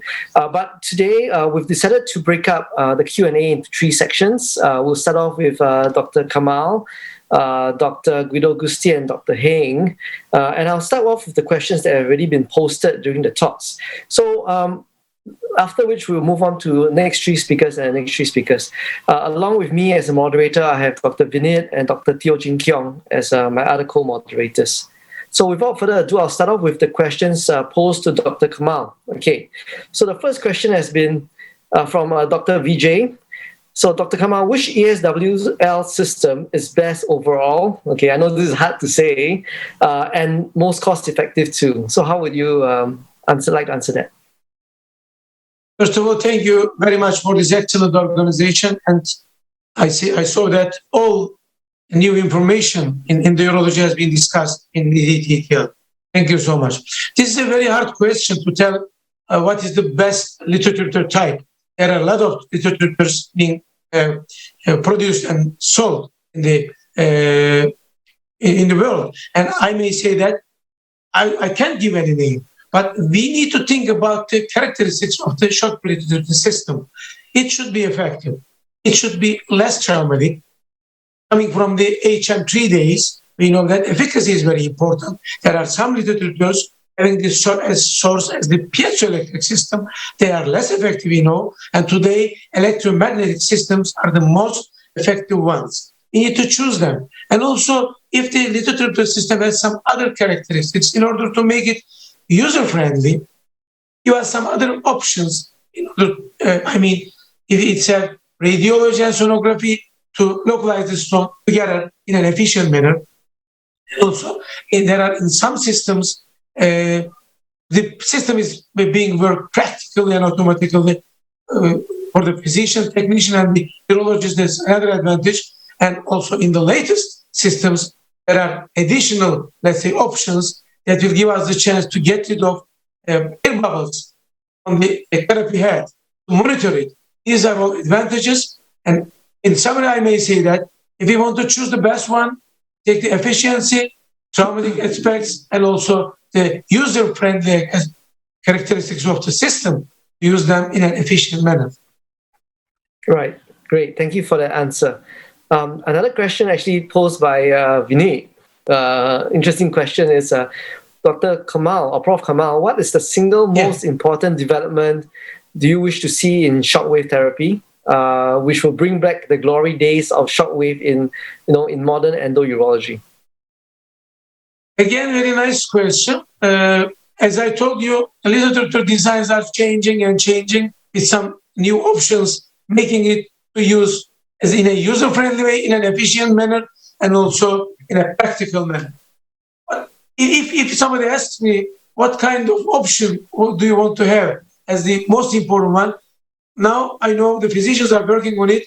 If I were able to follow the stone by my literature without getting any detrimental effect of breathing or so, if the stone is always on the target of the system, then our shock waves, high energy shock waves, will be more and more effective. it will not be affected by the breath taking, and the stone will move, but our system, if it can follow it, if it apply all the shock waves onto it, and it would be an excellent, let's say, option or dream for us. Right, great answers. I've seen some of the data coming out for burst wave. It looks very promising. In fact, I think from what I understand, Dornier has actually invested in the company that is developing. So I think we'll see some of it coming into clinical practice probably not in the not too long term future. I just want to ask you a quick question about, as you mentioned, seeing it is everything. Not being able to visualize the stone becomes a problem in terms of treatment. So you talked about ultrasound. Do you think there's a difference between inline and offline ultrasound targeting of the stones? If you ask me, ultrasound is the most important part, and particularly in children, and if possible, in all cases, we need to use ultrasound in order to localize the stone well, and also to track it, and during the whole treatment period to see what's going on. Is there a change? Is there a disintegration? Is a live monitoring without getting the risk of radiation exposure. And if the system has two different ultrasound panels, inline is important just in the beginning to localize the stone. But the other part, the arm-based ultrasound is very important for me. I use it very effectively. I can localize the stone. I can check it whenever needed. Without changing the position of the patient, I can change the position of ultrasound arm and localize the stone in a very practical manner, a short period of time, and go further with the treatment. Ultrasound arm, not the inline one. The other option is the best for me in order to do the treatment very well, to check the stone in an efficient manner. Right, great. Thanks so much for answering those questions. I'll just move it on to both Dr. Heng and Dr. Guido Gusti, because both are kind of some similar questions have come about. I think the first question I want to pose to both speakers, because both of you are very well versed with mini PCNLs, micro PCNLs, and one of the questions has been, how do you determine which patients you're going to do tubeless, and do you do tubeless in all patients? And do you always stent if you're going to do tubeless? So I open it up to both our speakers. Maybe we'll start with Dr. Heng. How would you decide? I think whether you go tubeless or not is really your appetite for the post-op process of the patient. The main reason why we put in a tube is as a safety valve. If you're very, very sure there's nothing going to go wrong with the patient, sure, don't put a tube in. So right now, for the most part, we're a bit more careful. We tend to put in one. We are trying to put in smaller ones so that there's access and there's decompression as we need. But on the occasion, I will do tubeless. And we have done also tubeless without stent. It's just a question of if you're very comfortable, operation went so well, I want to reduce the improve the post-op progress of the patient, then I will go tubeless. Yeah. Okay, great. Thanks. Dr. Gusti, anything to add? How do you do a selection?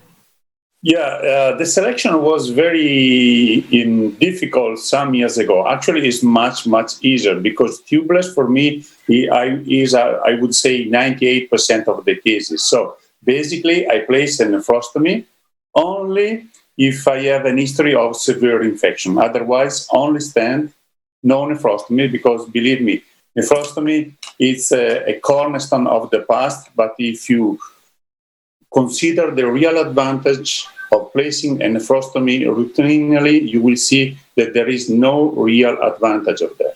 So if you don't place the nephrostomy, for sure the chance of discharging the patient the following day is very, very high. 90% in my hands. Right. Just a follow-up question, Dr. Gusti. I noticed that I think you still use standard PCNL up to 24 French. Is there a size at which you would say, okay, I would put in a PCNL and below a certain size, then I'm happy with tubeless? Or are you okay with any size? I think that the size does not matter. If the puncture is okay, the procedure is okay, tubeless is the indication. No matter the access is 16, is 24, or even 30. If the access is okay, you can go for tubeless in very safe way. Okay, great. Thanks so much.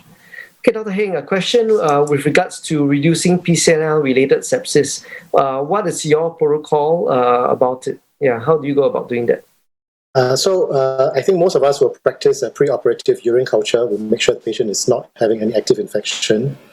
Antibiotics is prophylactic antibiotics are standard.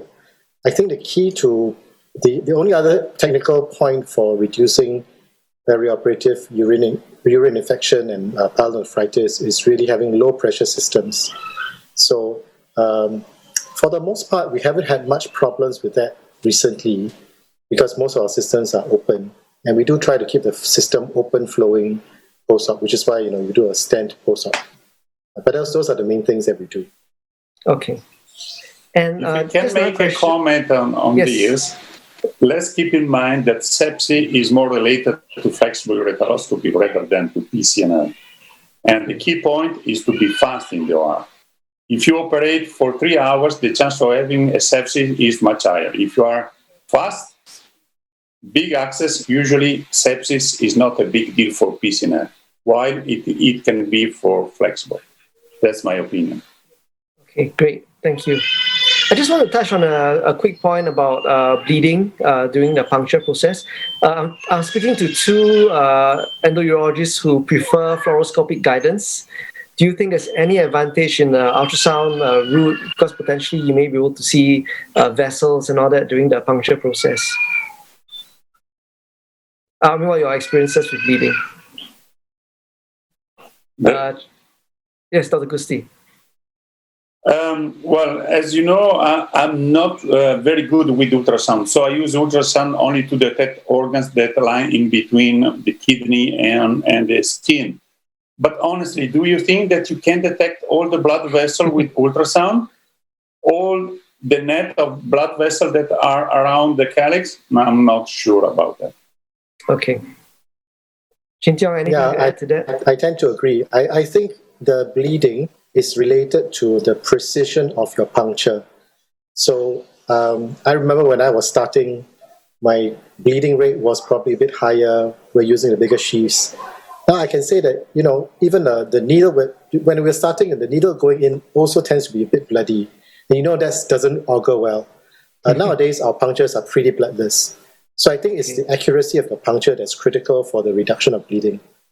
Okay, great. Okay, just a quick question with regards to mini and even micro PCNL.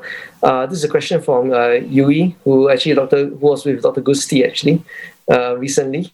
So he wants to, he says, thank you for the impressive cases. How essential or important would you say a high power laser is in order to perform mini PCNL effectively and efficiently? And the follow-up question would be, in the day and age of thulium fiber and high power luminous lasers, what would be your selection? Well, honest. I'm sorry. No, Prof, please go ahead. You go ahead first. No, go ahead. So for me, I think the question is, do you have a device that can break the stone the way you want to break it?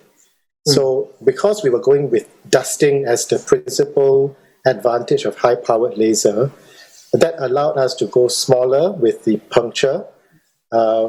If you're talking about mini, 16 French, 24 French, kind of the smaller punctures, if a low-power laser, if you can fragment the stones well enough, you can actually extract them. You can't dust. So the key with a high-power laser, or even the thulium fiber laser, is the ability to dust. And of course, the consideration for dusting is to do with how well you clear the fragments in totality. Okay, great. Dr. Gusti, anything to add? No, I only had that in mini perc for sure, and high power laser is very important to speed up the process of breaking the stone. So I'm not sure that it is important in flexible ureteroscopy, but it really is in mini perc. Okay, great. Okay, I think in the interest of time, we'll move on to the next set of questions. I'll hand the time over to Dr. Teo Jin Kiat, who will moderate these other questions. We'll move on to Dr. Pankaj. I think the previous question had already addressed this question from Dr. Yao Yui. Given the numerous advantages of thulium, do you think that thulium is eventually going to replace holmium laser or not? And then in the same light, if you were to upgrade your laser machines, would you buy luminous or thulium? If it's that not too inconvenient for you to answer. Dr. Pankaj. It's a very interesting question and a very interesting thought. You see, if we look at lithotripsy alone, probably thulium fiber laser gives a good run for money to holmium laser. But we cannot be buying a laser only for one procedure. If I have to look at HOLEP, envelope bladder excision, and other soft tissue applications, holmium laser definitely scores over thulium fiber laser. So if I have to buy one laser for my unit, it will be holmium laser. But if I want a second laser, which would be predominantly for lithotripsy, I may consider that to be a thulium fiber laser. Okay, thank you for the answer. Another question for Dr. Pankaj. Dr. Chong Song Wen asked you about what are your settings for pop dusting for stones and how the fragments different from dusting or popcorning. Okay, so whenever say you have a stone, say for discussion's sake in the middle calyx, I would initially start with the dusting settings, which will be the lowermost joules and the highest frequency that my machine gives me. So I have a 100-watt laser machine, so I would start with 0.3 to 0.4 joules and go to 40 to 50 hertz. You initially test the stone, see how it is breaking, and accordingly you increase the joules if necessary. But for dusting, you never try to go more than 0.4, 0.5 joules. When you are dusting, you are spraying the stone with your laser energy. There comes a time when the stone will fragment into few small pieces. And this is when pop dusting starts. So for pop dusting, you need multiple fragments in a localized calyx. Here, you would step up the energy and also step up the frequency. So I would go to 0.8 to 1 joule and increase the frequency to 12 to 15 hertz. And then the important for pop dusting is you need to do it for a prolonged period of time because you cannot focus the energy on an individual stone. You do it in the center of calyx. The stone fragments, because of the energy, come and collide with the laser fiber and get dusted. The dusting will be much better in the dusting setting than in pop dusting setting. But during pop dusting, if you do it for a reasonable amount of time, you can generate a very good dust. Okay, thank you, Prof. We next move on to Dr. Palani. We've got a few questions for you previously. Dr. Pradeep asked, what is your experience with the Innovex disposable flexible UV scope? I mean, just to expand, what other scopes have you used and what has your experience been? Yeah, thank you. So actually, in terms of single-use scopes, we are still limited to LithoView, and only of late, I've had the experience with the Innovex scope. Certainly, the advantage here is in Asian ureters, as we all understand, there's some caliber difference. And clearly, we can't get access sheaths in. So if you're dealing with large stones that you would like to dust, I usually like an access sheath in place. And with the Innovex, I'm able to use a 10-12, and the tip of the Innovex is actually smaller than 9 French, whereas LithoView is still 9.5 French at the tip. So that difference probably allows us to use a smaller caliber access sheath and therefore allow us to treat them at a primary setting rather than pre-stand and come back at a later date. Other than that, I don't think there are any major differences between the two single-use scopes. Vision, deflection, they are equally comparable. I wouldn't say there's any major differences there. Okay, thank you. Yui asked you about, in your talk, you mentioned that fiber optic scopes have better access to the lower pole calyces, the difficult ones. But in the prolonged surgery and when there's prolonged flexion, obviously there's also concern about scope damage. So how do you balance these risks in your practice? How do you decide what scope to use and when? I think this is a very nice question, but so in my training days, we had the fiber optic scopes, very heavy on the wrist. There's a lot of strain. I think the torque that's required to reach the low pole with your fiber optic scope is definitely immense. I wouldn't want to use it for a large stone in the low pole, definitely. And therefore, you would want to fall back onto a single-use scope in these situations. Now at Sengkang, so we don't even have a fiber optic. So unfortunately, our smallest caliber scopes are the single-use scopes. I'm left with a digital scope, which is just too big. and therefore I don't have this dilemma now. So flexible is now with a single-use scope. Okay, I think we're running a little bit short of time. We move on to Dr. Fabio. Question from Dr. Roger Anthony. He asked whether you remove all the stone dust via suction or do you leave it in situ, believing that it will pass eventually? Do you also do an immediate post-RIRS X-ray or not? Well, thanks for the invitation. I've never had the chance to try the suction device for retrograde intrarenal surgery, and I'm sure Dr. Emiliani did a really good job addressing these questions about residual fragments. And data from the EDGE group tells that more than 70% of the patients with residual fragments will stay with them in the urinary tract. Almost half of these patients will have a symptomatic event for the following 3 years after,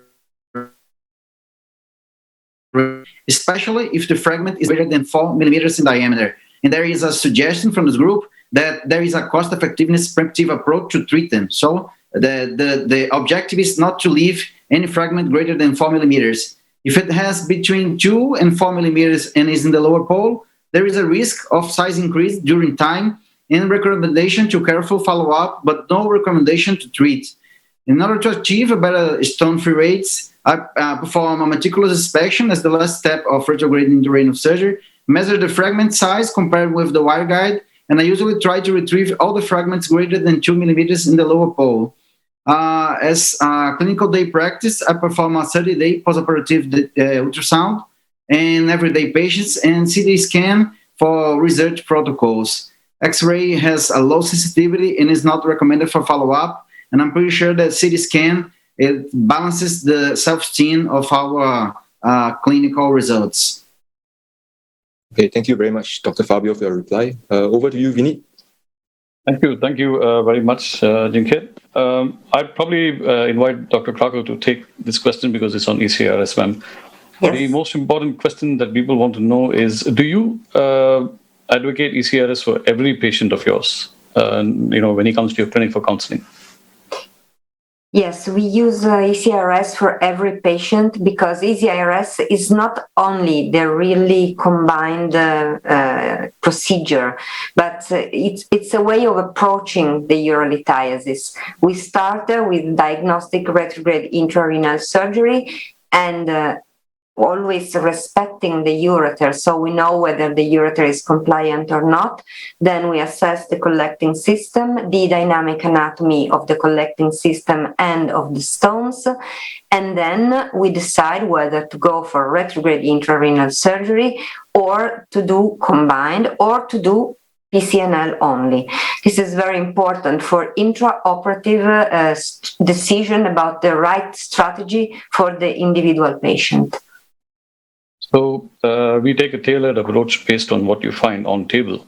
So you don't have to necessarily stent all your patients before. Do we take that message home at your center?